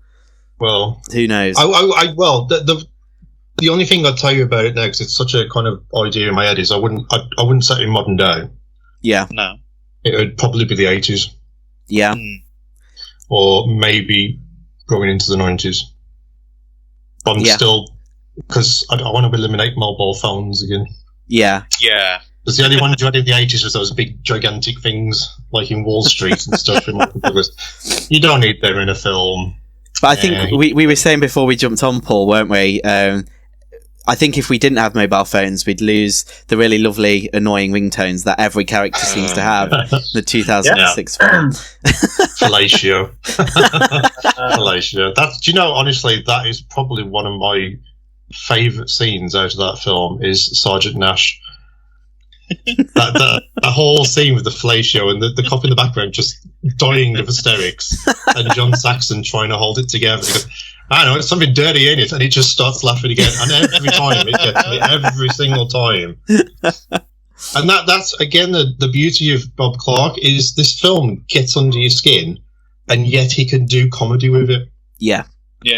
There's so many funny bits in that film, and there's so many bitchy comments in that film and stuff. Yes. Mostly off Margot Kidder and stuff. But you know what I mean? It's just, it works on so many different levels, and I've never seen another film really just do it like that. I really love Porky's. That's a Bob Clark. Yeah. Porky's. I don't know what it is. It's like, on paper, it's not something that like I normally enjoy, but there's just something about that film. He's got such a, he's got such a tongue-in-cheek to it. Well, it's not even tongue-in-cheek; it's fully out. But it's just. Are you referencing the thing that's through the wall in the? I don't know what I'm doing. Well, I know what I'm doing that for. For people at home, Dave's making a rude gesture. Is that scene that you're on about in the women's showers? Is it? Yeah.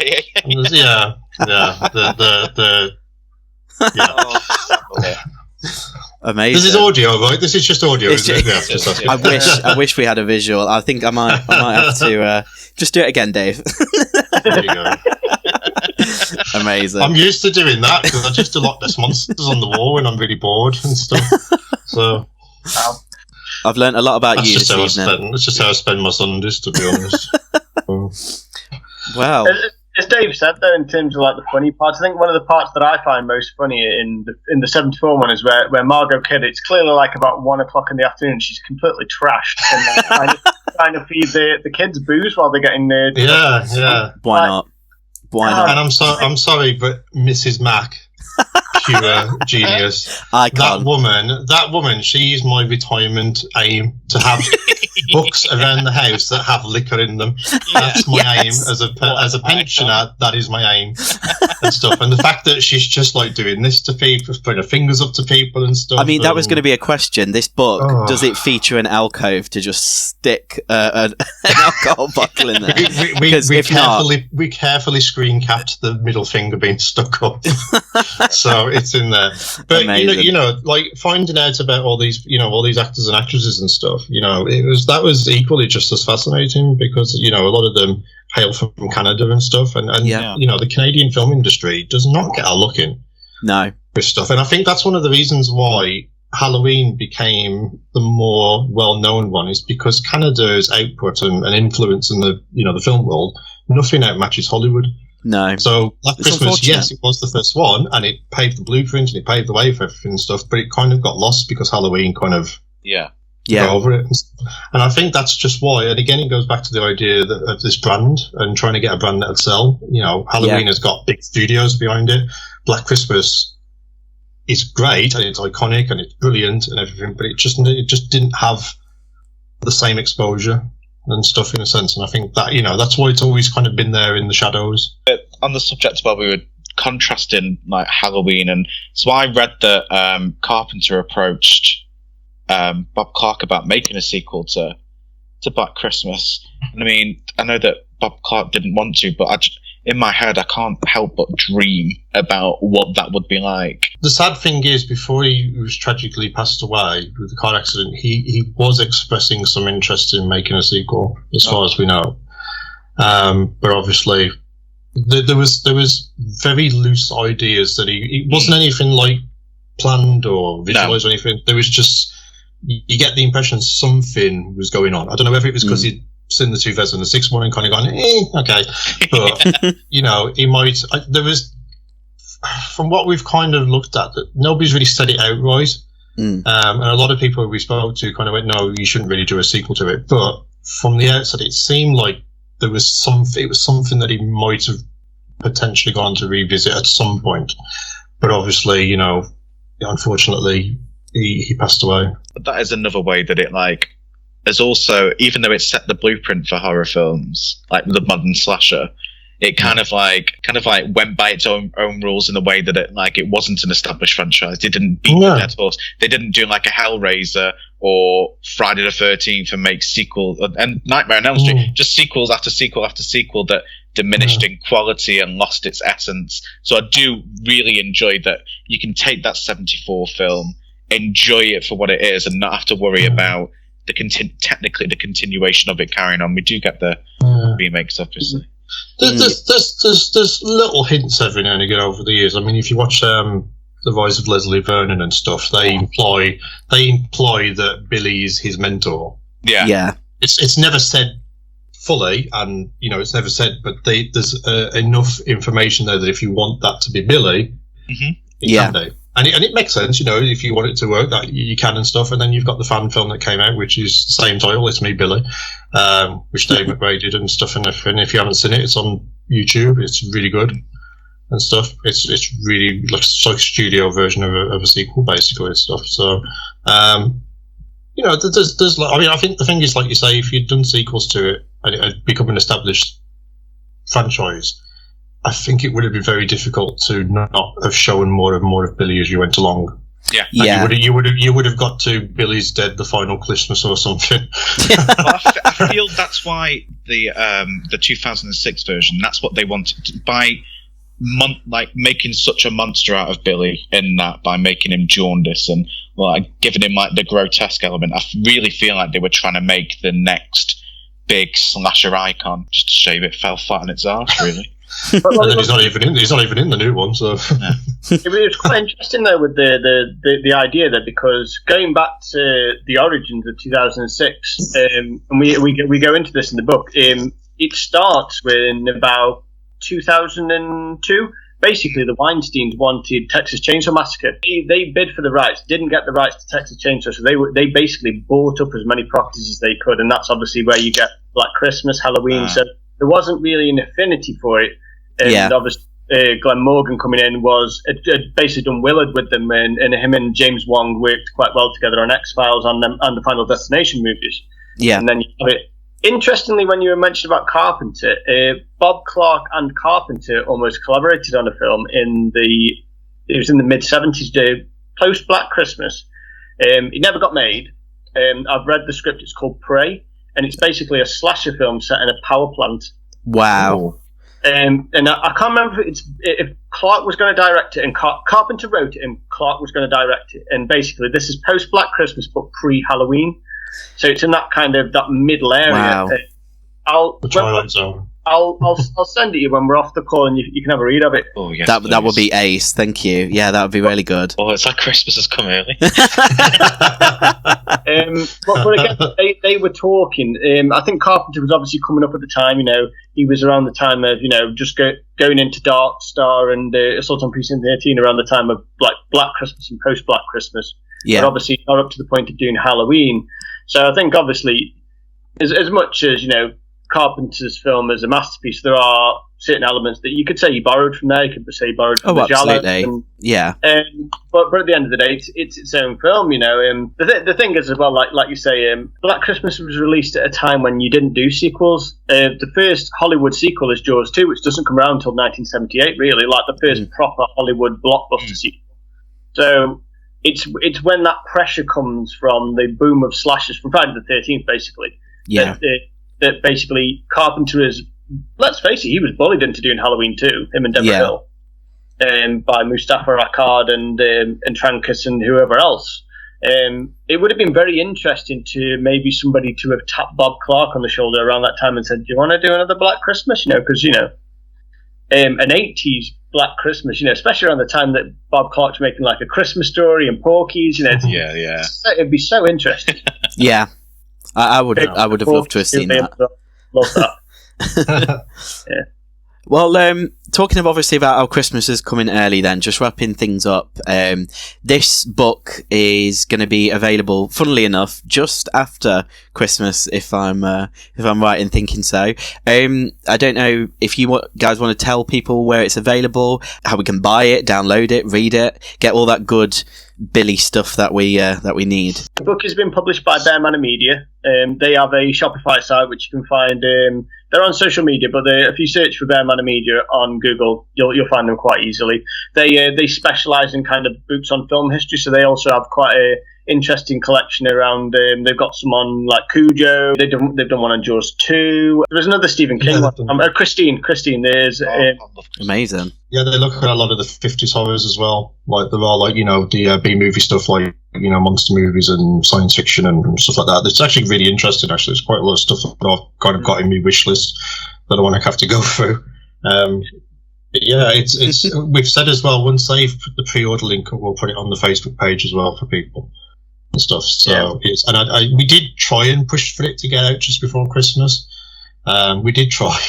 Yeah. We asked. But I think it was just like, this is the first thing pretty much we've wrote, really. So we're kind of just, they know what they're doing.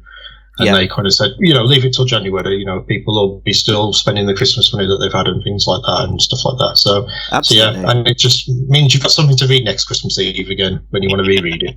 Absolutely. More wine. Well, I will say, I do really love that. Obviously, known you guys for a good few years now, but it's nice to see horror fans out there getting to do projects like this. When you're super passionate about a film, you get to, like you said, Paul, just finding it through IMDb Pro, going, oh, okay, I could maybe get a hold of these guys and interview them, and then it, pardon the pun, snowballs into something amazing.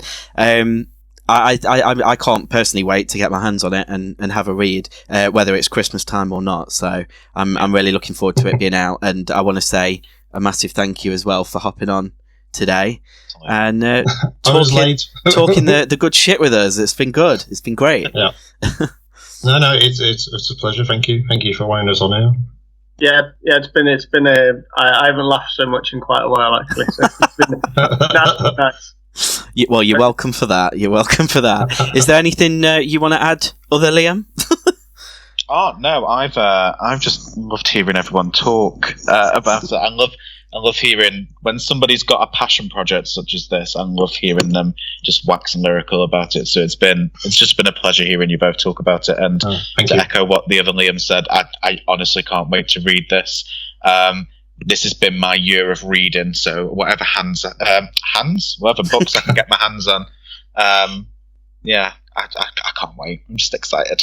I can't wait to be can't wait to update my Goodreads and just be like, look at me, I'm a book reviewer now. I think there's a lot of stuff that we found out that even we didn't know.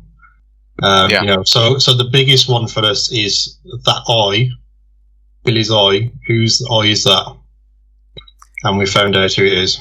Okay, that's a pretty big deal. That's a pretty big deal. We found out who it was, and we're about 99.5% positive we know who it is now. Fantastic. Because from the people who were literally there on the day shooting it. Yeah, it was on the schedule. It was on the schedule, as you saw. Absolutely. Yeah. Oh, amazing. Yeah. Well, if you at home want to find out whose eye it was, It's Me, Billy, Black Christmas Revisited will be published by Bear Manor Media on the 28th of January 2022. We'll be sure as well to pop a pre-order link in our description as well for you guys. But yeah, please support these guys. They're amazing. I can't wait for this book to be out. And I suppose this episode is going to be coming out just before Christmas. So do you guys want to wish anyone at home a Merry Christmas? I just hope you all enjoy unpacking Billy's new secrets, I guess, really. And thank you to our illustrator, Peter, and Leela as well, who's our proofreader as well, because the art that Peter made, have taken off. It's just, the cover's amazing. The cover is absolutely gorgeous. It is. It's lovely. I've told him to get some prints made next year to sell, because he's got two different ones. He did the original one that we went with, and then he did a brand new one as well. So there's two that he's done now. Okay. But we have said, multiple times, get them online, sell them, get them out there. People will buy these because they're stunning. Absolutely. I've got one on me. I've got one on my wall just here and stuff in a frame, because I just think it's gorgeous and stuff. And the best part about the artwork was as well, because I'm really crap when it comes to like graphic design and things like that. I'm like, can you make it look like this? And with like literally next to no instructions, he'd just come back with that, and I was like, how the hell have you come up with that? I can't draw for toffee, so I'm always fascinated by people who can. And then and he just got it. He got it straight away, and I was like, this. And then I think when we've been writing it as well, I mean, I can't speak today, but because it's been a passion project, it's been easier to write.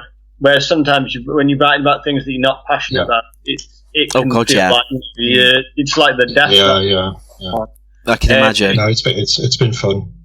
Yeah, and we've been digging through like newspaper articles from like 1974 and from Canada, and you're like, these newspapers that people will never probably read again, and old Fangorias. It's just been great. Yeah.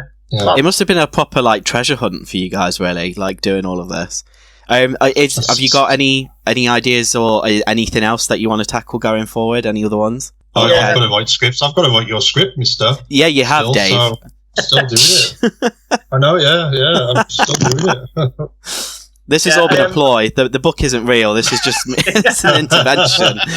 Write the bloody script. Just going to get off this call and just be like, right, Dave, come on. I've got my matchsticks here for my eyes. I've got a couple of ideas. I've basically been over the past 12 months or so just kind of starting on another book on, of all the things, Jaws the Revenge. Oh. Wow. Which is a Christmas film. It technically is. So at least we're consistent. Yeah. I want to know. I just want to know why the shark roars. Why not? I want to know why the shark roars. Messed up films, I think, because with 2006 and 2019 Black Christmas being troubled productions, I think Jaws the Revenge is a notoriously troubled production. It's just really fun to go back and talk to people about what a shambles it was. And I mean, surely you're going to get all the spicy goss, aren't you, of everything? But the ones who will still talk about it. And the other project, which is just in the gestation period, is one of the Maniac Cop series. Oh, okay.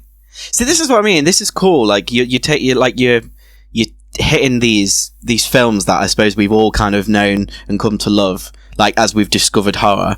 So it's cool being able to go and read and find out a little bit more about how this stuff was made. So I'm excited. If you need a hand with anything, then let me know. I don't know how I could help, but I'm willing and able. Interview on stuff. Have an interview that areas inspires you and stuff, all that kind of stuff. Really cool. More filmmakers, the better. So no, awesome. Sounds good. Well, I suppose that's it for this little segment of the podcast. We'll head back to present day, where me and the other Liam are still talking about probably something very gay. Well, I don't know how to bring ourselves back in from that. That was a load of fun. I will say, with the title, is it? Oh, I always read it as Alan Carr.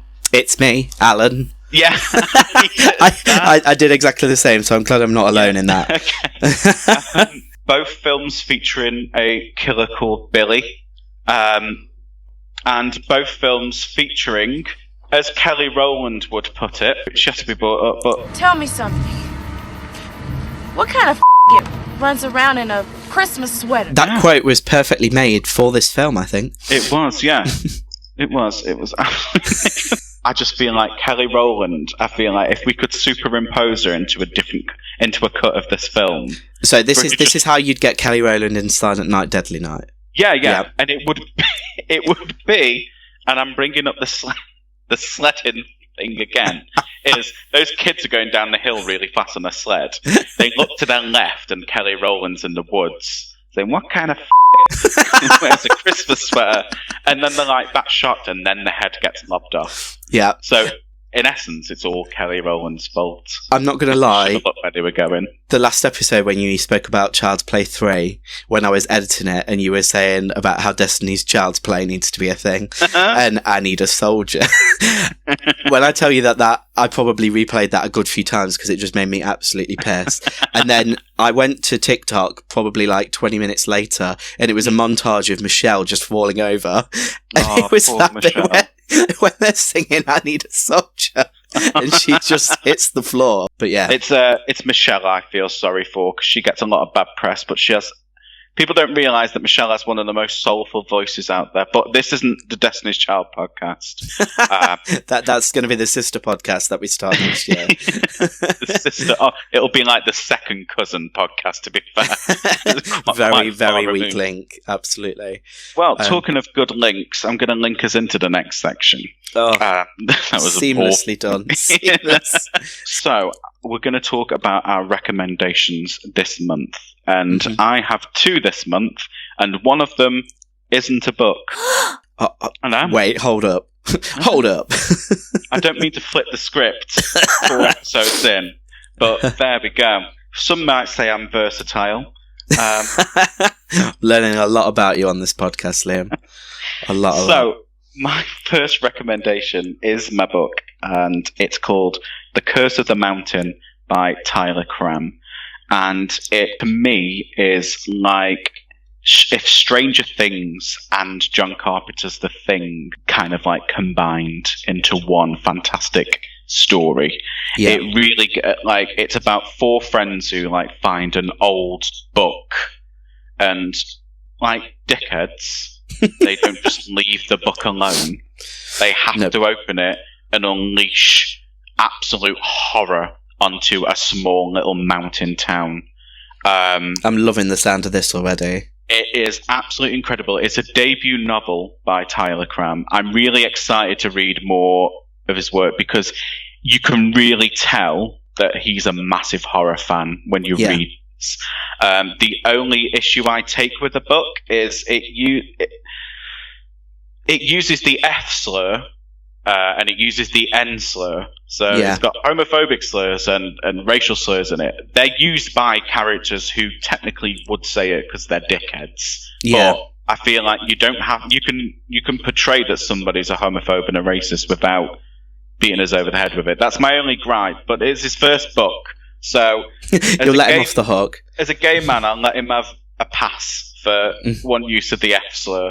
I can't say anything about the N slur. That'll be up to someone else. But the fact that on the first 2 pages of this book, there's a splatter of brain matter. You need to read this book, and it's not like a really long one. I really loved it. I'd really love to see if somebody adapted this into a film, because I feel like it would be gory. It would be very gory. But yeah, that's one of my recommendations this month. No, sounds good. I'll let you do another one, and then I'll go back into... Okay. Well, mine's not necessarily a horror film. It was just something that kind of caught my eye, and obviously I think people have been talking about quite a bit. There's been the release of a new gay rom-com over on Netflix, so completely not horror related.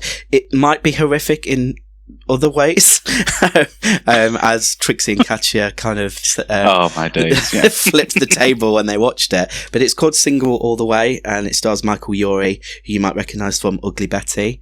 Ugly Betty, by the way, was just a show that I grew up on. Same. Absolutely. Wilhelmina Slater. Yeah, I mean, yeah. Legend. But I don't know, I thought it was really great to see Netflix, obviously this huge institution, taking a chance and doing something like that. I think it is riddled with stereotypes and there's a lot of problems, but at the same time I've never really kind of seen that happen so mainstream before, so that was a really nice thing to watch. It's Christmassy. It's got Jennifer Coolidge in it. Hi. That Jennifer Coolidge and Kathy Najimy in that film. Yes. They carried that film. Absolutely. I think that's what I will say. I think if those two weren't in it, I don't think it would have been as enjoyable. Kathy Najimy's character has a little sign welcoming a gay son home that says "Slay Queen," but spelled like Santa's sleigh. Absolutely. Also, I really related to this film on like an atomic level, because you've got a character in there who likes a drink, wears a lot of animal print, is an ex-theatre person. It was weird. She was slowly morphing into you as I was watching it. Yeah. I am Jennifer Coolidge. I can't do an impression. Hi. Hi. That was uncanny. I do often look at a man and think, makes you want a hot dog real bad. Oh no! It's, to be fair, the film, what the film lacks in originality and plot, it makes up for in Jennifer Coolidge. We'll go into my second recommendation, which is a film. It's Christmassy and it's horror-y. Amazing. Horror-y. That's a new word. It's the 2016 film directed by Chris Peckover called Better Watch Out.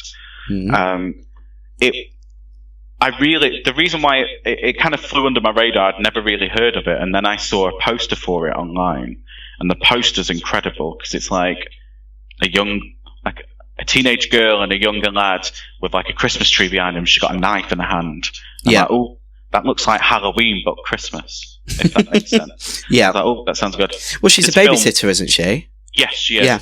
This film was nothing that I was expecting it to be. Okay. Nothing. I don't know how I've not watched it yet, because I'm sure that was on like Netflix for a good while as well. It has an incredible Home Alone inspired kill in it. Okay. I'm going to say, I don't want you to spoil it, because I think I'm going to watch this. But I'll just give you that. It blends blends practical and CGI effects seamlessly. Great. I really loved it. At the end of it as well, I was just like, I was sitting there and I was like, I could watch another 3 or 4 of those. But what's upsetting about it is it just didn't perform well at all. No. It was it was budget of 3 million and it made 188,000. Oh my gosh, that's dire, isn't it? Yeah. Which to me, like, I don't see that's why. Such a shame. It must have been a marketing thing, because this film was just, to me, it was just incredible. I loved the acting and it's great. I don't normally like kid actors, but the kid actors in it were great. And you've got, like, to me, a incredible final girl in it. Okay. I don't know how to pronounce the surname. Olivia DeJonge, I'm going to say. It's probably not pronounced like that, but who plays the main final girl. Idina Menzel. Who? Adele Dazeem. Adele Dazeem. But it's got that really sexy one from Stranger Things and the Power Rangers movies. Jacob Montgomery. Yes. Okay. Who also plays a Billy in Stranger Things. It's all about Billy this episode, that man isn't it? Is so sexy. Damn, son. Okay. Well, while we give Liam a minute to calm down. If I haven't convinced you to watch it yet. I think, in all honesty, I can remember it coming out, but I think it was around a similar sort of time as when The Babysitter came out on like Netflix. And I very much thought it was going to be like a similar sort of thing. And I was kind of like, I know a lot of people penned it as like Home Alone, but a horror film version. And I think that was like one of the OG things, wasn't it? The trailer of Home Alone being recut as like a horror film. I can remember that being on like YouTube like years ago. And I don't know why no one's necessarily done that. I know we had You're Next and Ready or Not kind of in that vibe of. Well, that's who she reminds me of. The main girl in this really reminds me of Samara Weaving. Yeah. Really reminds me of her. I think they're both. I love her as well. I think me too. She's incredible. She really has I don't think her potential's even been reached. Yeah. No, I think she's well on her way. I didn't know. I'm sure there was a rumor that she was going to be in the new Scream, because obviously the guys who did Ready or Not are involved. Well, they're behind Scream 5. But I'm kind of hoping if she is involved, I feel like she might be the opening. I know they spoke about her and Selena Gomez potentially being in it. I don't think I need Selena. I have an issue with Selena Gomez. Anyway, your next recommendation, please. Well, these two are purely really based off of trailers that I've seen, so I've not yet been able to check them out, but I think they are going to become readily available soon. But I will obviously err on the side of caution, because I know last episode I recommended the Apple TV series Invasion, and I was like, hey, you guys should watch this. I haven't finished it yet, and I did kind of say it might end as a bit of a shit show, and maybe it did. So I don't know. Go into these choices maybe with a pinch of salt, but there's a tenuous link to obviously what we've been talking about on this episode. There's a new film coming out called Silent Night, starring Keira Knightley. And I saw your face then, I personally love Keira Knightley. And I think that however bad she may be, she acts from the chin upwards. However bad she may be, I don't know, there's something about her being in like a Christmas film that I find quite comforting. Love Actually. Yeah. So she's in Silent Night. Obviously, there's a whole host of other people in this film, but she's the kind of the main draw to it. It's essentially, from what I've gained from the trailer, she plays the character of Nell, and she's kind of like the matriarch of this family who are inviting over their extended family in the middle of the countryside in England, I take it, to have like a wonderful Christmas together. That's the setup. Right. It looks like your typical kind of get-together film.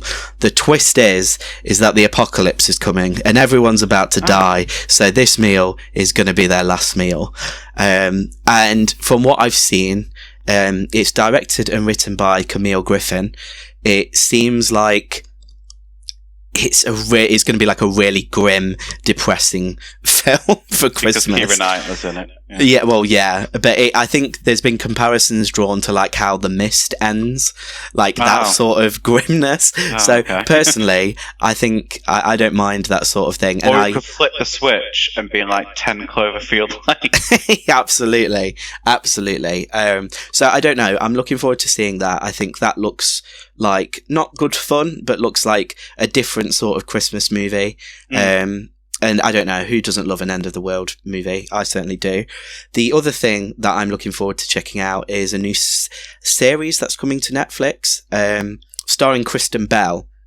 Now, the trailer that's dropped, I at first didn't realise that this was a comedy, but it's called The Woman in the House Across the Street from the Girl in the Window. I saw the title of that earlier and I was like, I literally was scrolling through Twitter and I was like, that's not real. Somebody's just made that up. And then I watched the trailer and I was like, oh, okay. The thing is, though, if you watch the trailer, like, I implore anyone listening, go and watch this trailer because, on first viewing, it is 100% just your typical thriller horror trailer. It's got the weird violin screeches, the ticking, everything. And I mean, obviously from the title, it's riffing off of, various things, like Gone Girl comes to mind, The Girl on the Train, The Woman in the Window, all of that sort of thing. So I think it's very clearly taking a lot of ideas from those sorts of thrillers that we've been inundated with recently. And plus, I don't know, I love Kristen Bell anyway. I think she's genius. I loved A Good Place. So anything I think she lends her comedic talents to will be fun. And the amount of times she breaks that casserole dish in that trailer absolutely ruins me. Like, I was fully howling. I think, once I realised it was a comedy, I was like, oh, this makes sense now. But yeah, I can't wait for that. I'm not too sure how it's going to work as a series, though. I think it would have maybe been better as a film, but I don't know. I'm excited to see where that goes. We'll see, yeah. It's not so much a recommendation, but it's things that I'm looking forward to. Is this time next month, Scream 5 comes out. Well, it's just called Scream 2022. They've missed a I don't know. You know how Scream 4 incorporated the 4 as the A? By not calling it 5 Cream. Yeah, 5 Cream. Yeah. I think would have been just right, to be honest. Like when they did Fantastic Four with like Fan 4 Stick. That was awful. That's what I need in my life sometimes. But yeah, so Scream 5, Scream 2022. Which the everything that's come out for it so far has me excited. I feel like I didn't enjoy the first trailer, but it's because I'm getting annoyed with trailers at the moment showing too much. Which is what I really like about another film that's coming out, the new Matrix film. That trailer was fantastic because it doesn't give anything away. Well, funny you say that. Obviously I've been ill these last few days. I was like, I need to I don't know, I needed stuff to watch while I was on the sofa. And The Matrix was something that I watched, I think only the first one as a kid. And obviously I didn't understand it at all. So I revisited those because I knew the new one was coming out, and God, I'm excited for this new one now. Yeah. I completely agree. I think the marketing's been genius.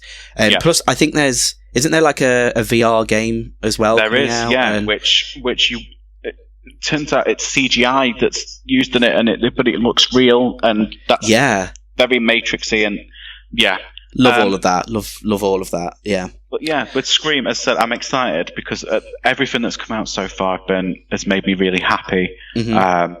Stills from it, the cast look fantastic. I'm so glad that the main three are back. I can't wait to talk about Gale Weathers in so much detail because Gale Weathers is my final girl. I've realised people people forget that, yes, Sydney's the final girl in that film, but so is Gail. And Gail is my favourite final girl. And the next month's episode, we will be talking about Scream. We won't be talking about it as a franchise, purely because I want to talk about the first film, and I need to give each entry into the series its moment to shine. To me, even with Scream 3, that is a perfect set of films. And it was the franchise for me that solidified my love of horror. So we will be talking about Scream next month. Predictions. Have you got any predictions? Do you reckon we're going to lose some key players? We've had, on the trailer, I'll put my predictions in now. On the new poster, it says the killer is on this poster. Now, there's a picture of the ghost face mask there, so I reckon it's a fake out. Because Scream's notorious for its fake outs. I reckon it'll just be the person, whoever's behind that ghost face mask, not one of the pictured. But I think this may be the one where Dewey finally dies. Yeah, I mean, they're playing that up with the shots of Gail kind of screaming, and obviously we do see Ghostface literally grab him and get him up against a wall. I don't know. I feel out of the three kind of legacy characters, he would be the one to go. I think there would be outrage if Gail got taken out. I think there'd be outrage. I think it could either go either way. I don't know if they'd be bold enough to then just get rid of Sydney quite early on. Yeah. Because she doesn't seem super featured. Imagine if she's the opening kill. Imagine. This is what I mean. I feel like they're going to maybe do something. I'm hoping that, the doors unlocked, doors open, that bit. I'm hoping that isn't the opening, because I feel like they've given a lot away. Well, to me, that looks like Casey Becker's house as well. Which I'm worried about. They seem to revisit quite a lot of they're definitely obviously going back to Stu's house, aren't they?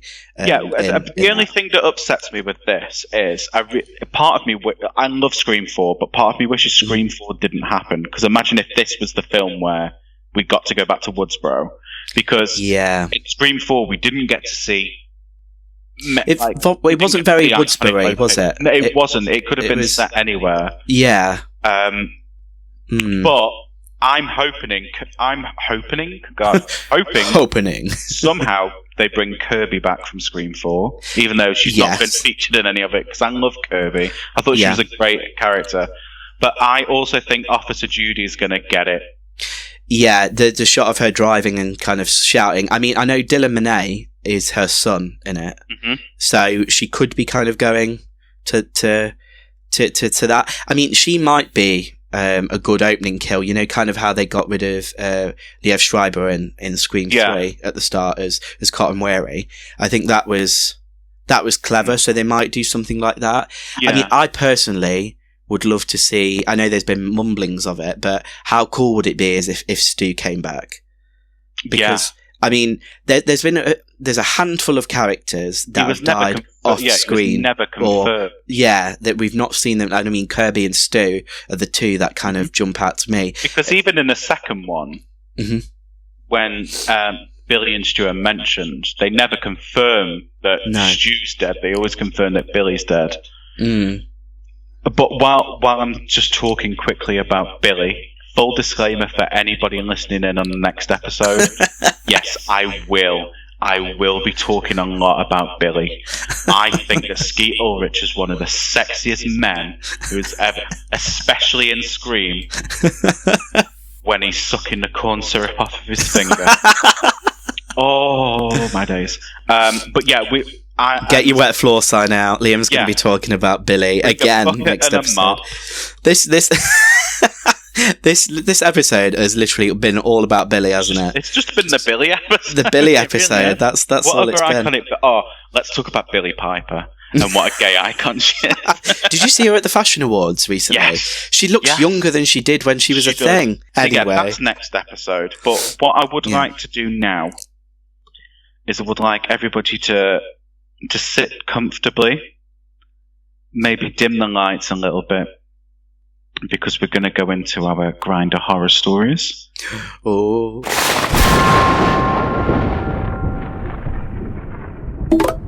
this month's story does come with a Christmassy theme, so thank you for the person who sent this in anonymously.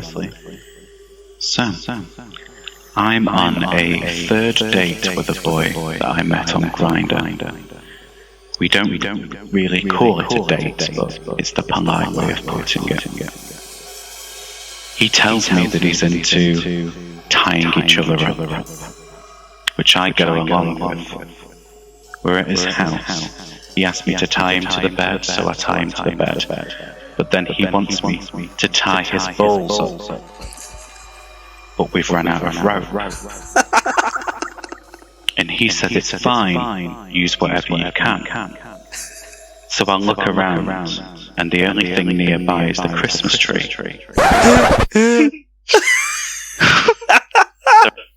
So I unravel some tinsel from the tree and start to tie it around his balls, which he seems to enjoy at first. And then we start to do other things. And he starts moaning, and I think, yay, I'm doing a great job here. But then the moan starts to sound like it's pain. And he quickly says, get it off me, get it off me. And I look down, and his balls have inflated and are angry red. We're talking Santa suit red. So I quickly untie the tinsel from around his testicles, and I untie him from the bed. His balls aren't getting any better at this point. I end the date with this boy up at A&E, explaining that I had to wrap tinsel around his bollocks. He had an allergic reaction to it. I never saw him again. Why do all of these stories end the same? I ran out. I never saw this person again. I deleted Grindr. He actually went to A&E with this boy and had to explain to the people there, we didn't have anything to tie his balls up with, so I used tinsel. Yeah, I mean, to be fair, I don't know how you'd explain yourself out of that one, to be honest. It's like people at A&E are like, why have you got a Buzz Lightyear up your ass? Oh, I fell on it. Yeah. There was literally something I saw in the news the other day. It was someone had like a World War II grenade up there. And he was like, yeah, I was tidying my collection and I just slipped and fell. And you're like, well, were you naked? And also, how did it go in? But, oh God, people. That was the festive fright I think I needed to keep me away from the apps this year. Oh, so, God, thank you. I love that. So thank you very much to the person who submitted that story. You did want to remain anonymous, but I'm just glad can see why. You'll be sitting at home now, just reliving fun memories, and I hope that I did that story the justice that it deserved. But I think you did. Christmas baubles for everyone. So before we start wrapping up, do you have any Christmas/holiday traditions? Oh, good question. I think more than anything, I just like to consume my body weight in food, mainly different types of cheese. Is always a good thing. I still put out like a mince pie and a carrot. Okay. I don't know if it's. I'm thinking Billy's gonna come and need some sustenance on his mission of killing people. But yeah, I it's not a tradition, but I will tell you a funny story quickly from when I was a kid, involving said mince pie and carrot. So I always used to put out. I don't know. People do things differently, don't they? Sometimes they put out milk and cookies, but ours was always mince pie and a small glass of sherry. So Santa's very classy in my eyes. And then yeah, absolutely pissed by the time he gets to me. And then we put out a carrot for Rudolph, and I can remember. Obviously, my mum kind of took care of it, and then the next morning I came downstairs. There was a bite out of the mince pie. The sherry had gone, so she was obviously pissed. And then I looked out of the window, and I just saw a carrot just stuck on a nail on the back fence. And I just went, "Mum, what's that?" And this carrot, just fully erect out there, was just stood at the top of this fence panel. And obviously, as it transpires, years later, I found out that Santa wasn't real, neither was Rudolph. But at the time, my mum, being the amazing mum that she is, just went, "Oh, he must have dropped it when he flew away." But it was just my mum fully launching it out of the back door. And it just landing just straight up on this fence panel.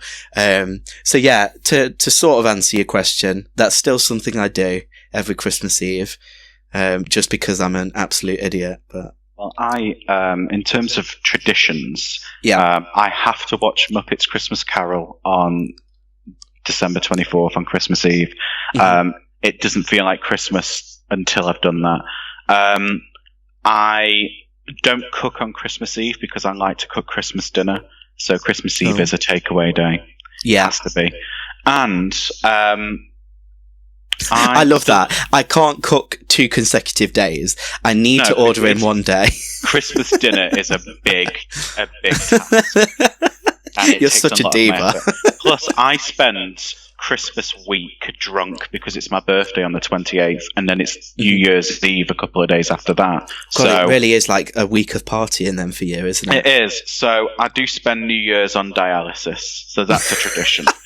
But no, one thing that I really, really find funny is you've got a funny mum Christmas Eve story, but I've also got a funny story, and it's how I found out that Santa wasn't real. So I was in bed one Christmas Eve, and I must have been about 8 or 9 or 7 or 8. We'll just go for one of them. And I could hear footsteps, and I was like, "Oh, Santa's here." And I was being a good boy. I was like, "I'm not going to go out and see him. No, I don't want him catching me." But then I heard like fumbling, like big thuds down the stairs, and fucking bastard! And it was my mum's voice. So I went running out, and there's my mum at the bottom of the stairs, surrounded by my presents, telling me to ring an ambulance. Oh no! Her ankle was. Oh, and I was no. like, "What were you doing?" She was like, "I was bringing you fucking presents downstairs." And then she realised what she said. That's how I found out Santa wasn't real. Was my mum, who was a bit tipsy at the time, bringing my presents from out of her bedroom downstairs and falling down and spraining her ankle. Oh my God, poor woman. What a way to find out as well. My potty mouth comes from my mother. Yeah, same. In fact, she makes me look like a nun in comparison. Same. Absolutely the same. That's how I found out Santa wasn't real. And you know what? With that being the way that I found out, I'm not mad. At least it wasn't some other snot-nosed child telling me. To be fair, I think that's what it was for me. There was as well, I won't name names, but there was a girl who I could not stand in primary school, who, you know, I don't know, you go through life, and I mean, even as adults, you find these people, they've always got to one-up you. They've always got to have like a story. And I mean, I was in primary school, I think I was about like year 3, and she like claimed that she'd seen Santa, and she was like, "I went downstairs and I saw Santa." And then she was like, and because I looked at him, he threw salt in my eyes. And I can remember just for years, like obviously while I still was it Billy? While I still believed in Santa, thinking, "Oh my God, this guy's gonna blind me." But yeah, I know. But you know what I mean? Like when you grow up and you realise, then you think, "Oh my God, you absolute bullshit artist!" Like, I mean, what were you thinking? Yeah. But yeah, the only other thing I can think of that is slightly weird, but I don't know if it is weird. I mean, you'll tell me. Is for breakfast on Christmas Day, I have a bit of pork pie, and I don't know if that's like a thing. I don't find that weird. I think pork pie. The jelly bit kind of makes me gag a bit. I'm not going to lie. I don't enjoy it. But the thing is even though I hate it, I still do it, and it's kind of like a thing you've got to do. So it's like the mildest form of self-harm ever. Yeah, it's kind of like, I'm allowed to enjoy the rest of the day now that I've been a naughty boy. I've punished myself. Yeah. I'm just keeping Billy away, you see. Well, on breakfast I usually have like a Bucks Fizz. Yeah. And I'll make like a bacon sandwich. But my drinking starts from then. So it's my birthday on the 28th of December, and what I'm going to do is I'm going to put my PayPal in my Twitter so you can all send me money and wish me a very happy birthday. Because this is a big milestone birthday as well, which I don't want to happen. We're not going to discuss my age on here, but if you've listened to previous episodes, you'll probably guess what it is. I've just got a rule this month that I'm not allowed to say that number this month at all. He's 50, guys. Yeah, I'm 50. I should tell people I'm 50 because I want people to be like, oh, you look good for 50. Look good for 50. Yeah. Oh, my days. No, well, happy birthday. I don't know how I'd feel about having a birthday that close to Christmas, because I feel like it would make the year a bit top heavy. It's horrible. I have to wait all year for something to look forward to. Yeah. Like, at least like people who have, like, I hate people who have summer birthdays because they've got, like, something halfway through the year. Perfect. Half, isn't it? Yeah. I mean, I say that, but my birthday's in February, so it's still a bit weighted. But I don't know how I'd feel about it being that close to one Christmas. thing I hate around not that you had a choice. It's when people are like, well, I was due in January, but I was just like, oh no, the world needs me. Your mum flew down the stairs again, and No, I've got a theory. I was born the month after Freddie Mercury died, and I was like, well, the world needs another gay icon. His soul just stayed in the ether, and then it was like, that baby there. Mm-hmm. Yeah. So, yeah, makes sense. But yeah, I hate it when people give me a present for Christmas and they go, oh, that's your birthday and your Christmas present. So as a thing now, I've started to do that to people who do that to me. Oh, yeah, do it. If I get them a Christmas present, I'm like, that's for your birthday as well. And if they're like, oh, my birthday isn't until July, I'm like, and you make did it last. Yeah. You wrap it back up again then. Yeah, give it here. I'll give it you back in July. God.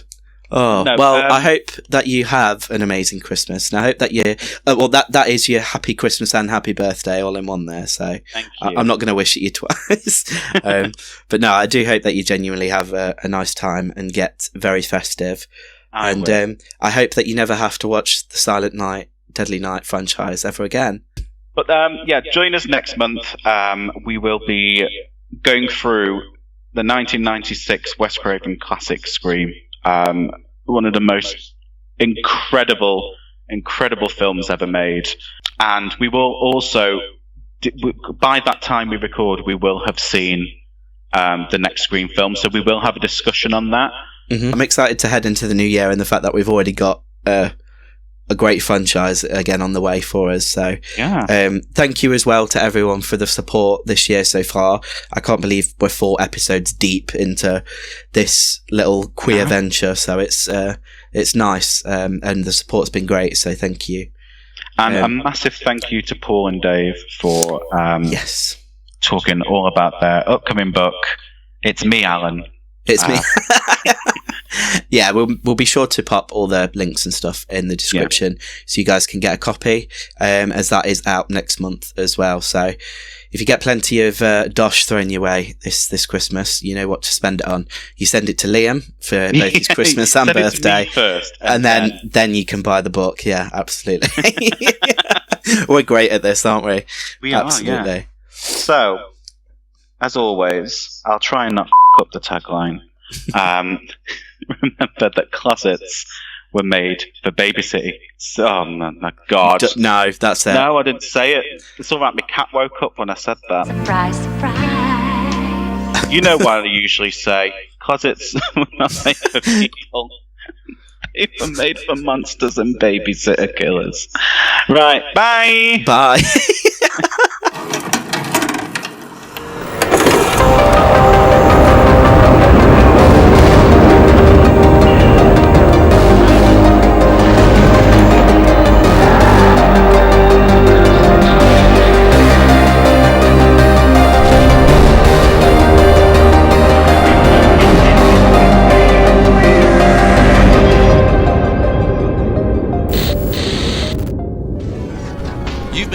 Podcast on the Super Freak Media Podcast Network. To show your support, be sure to subscribe on whatever platform you're listening on.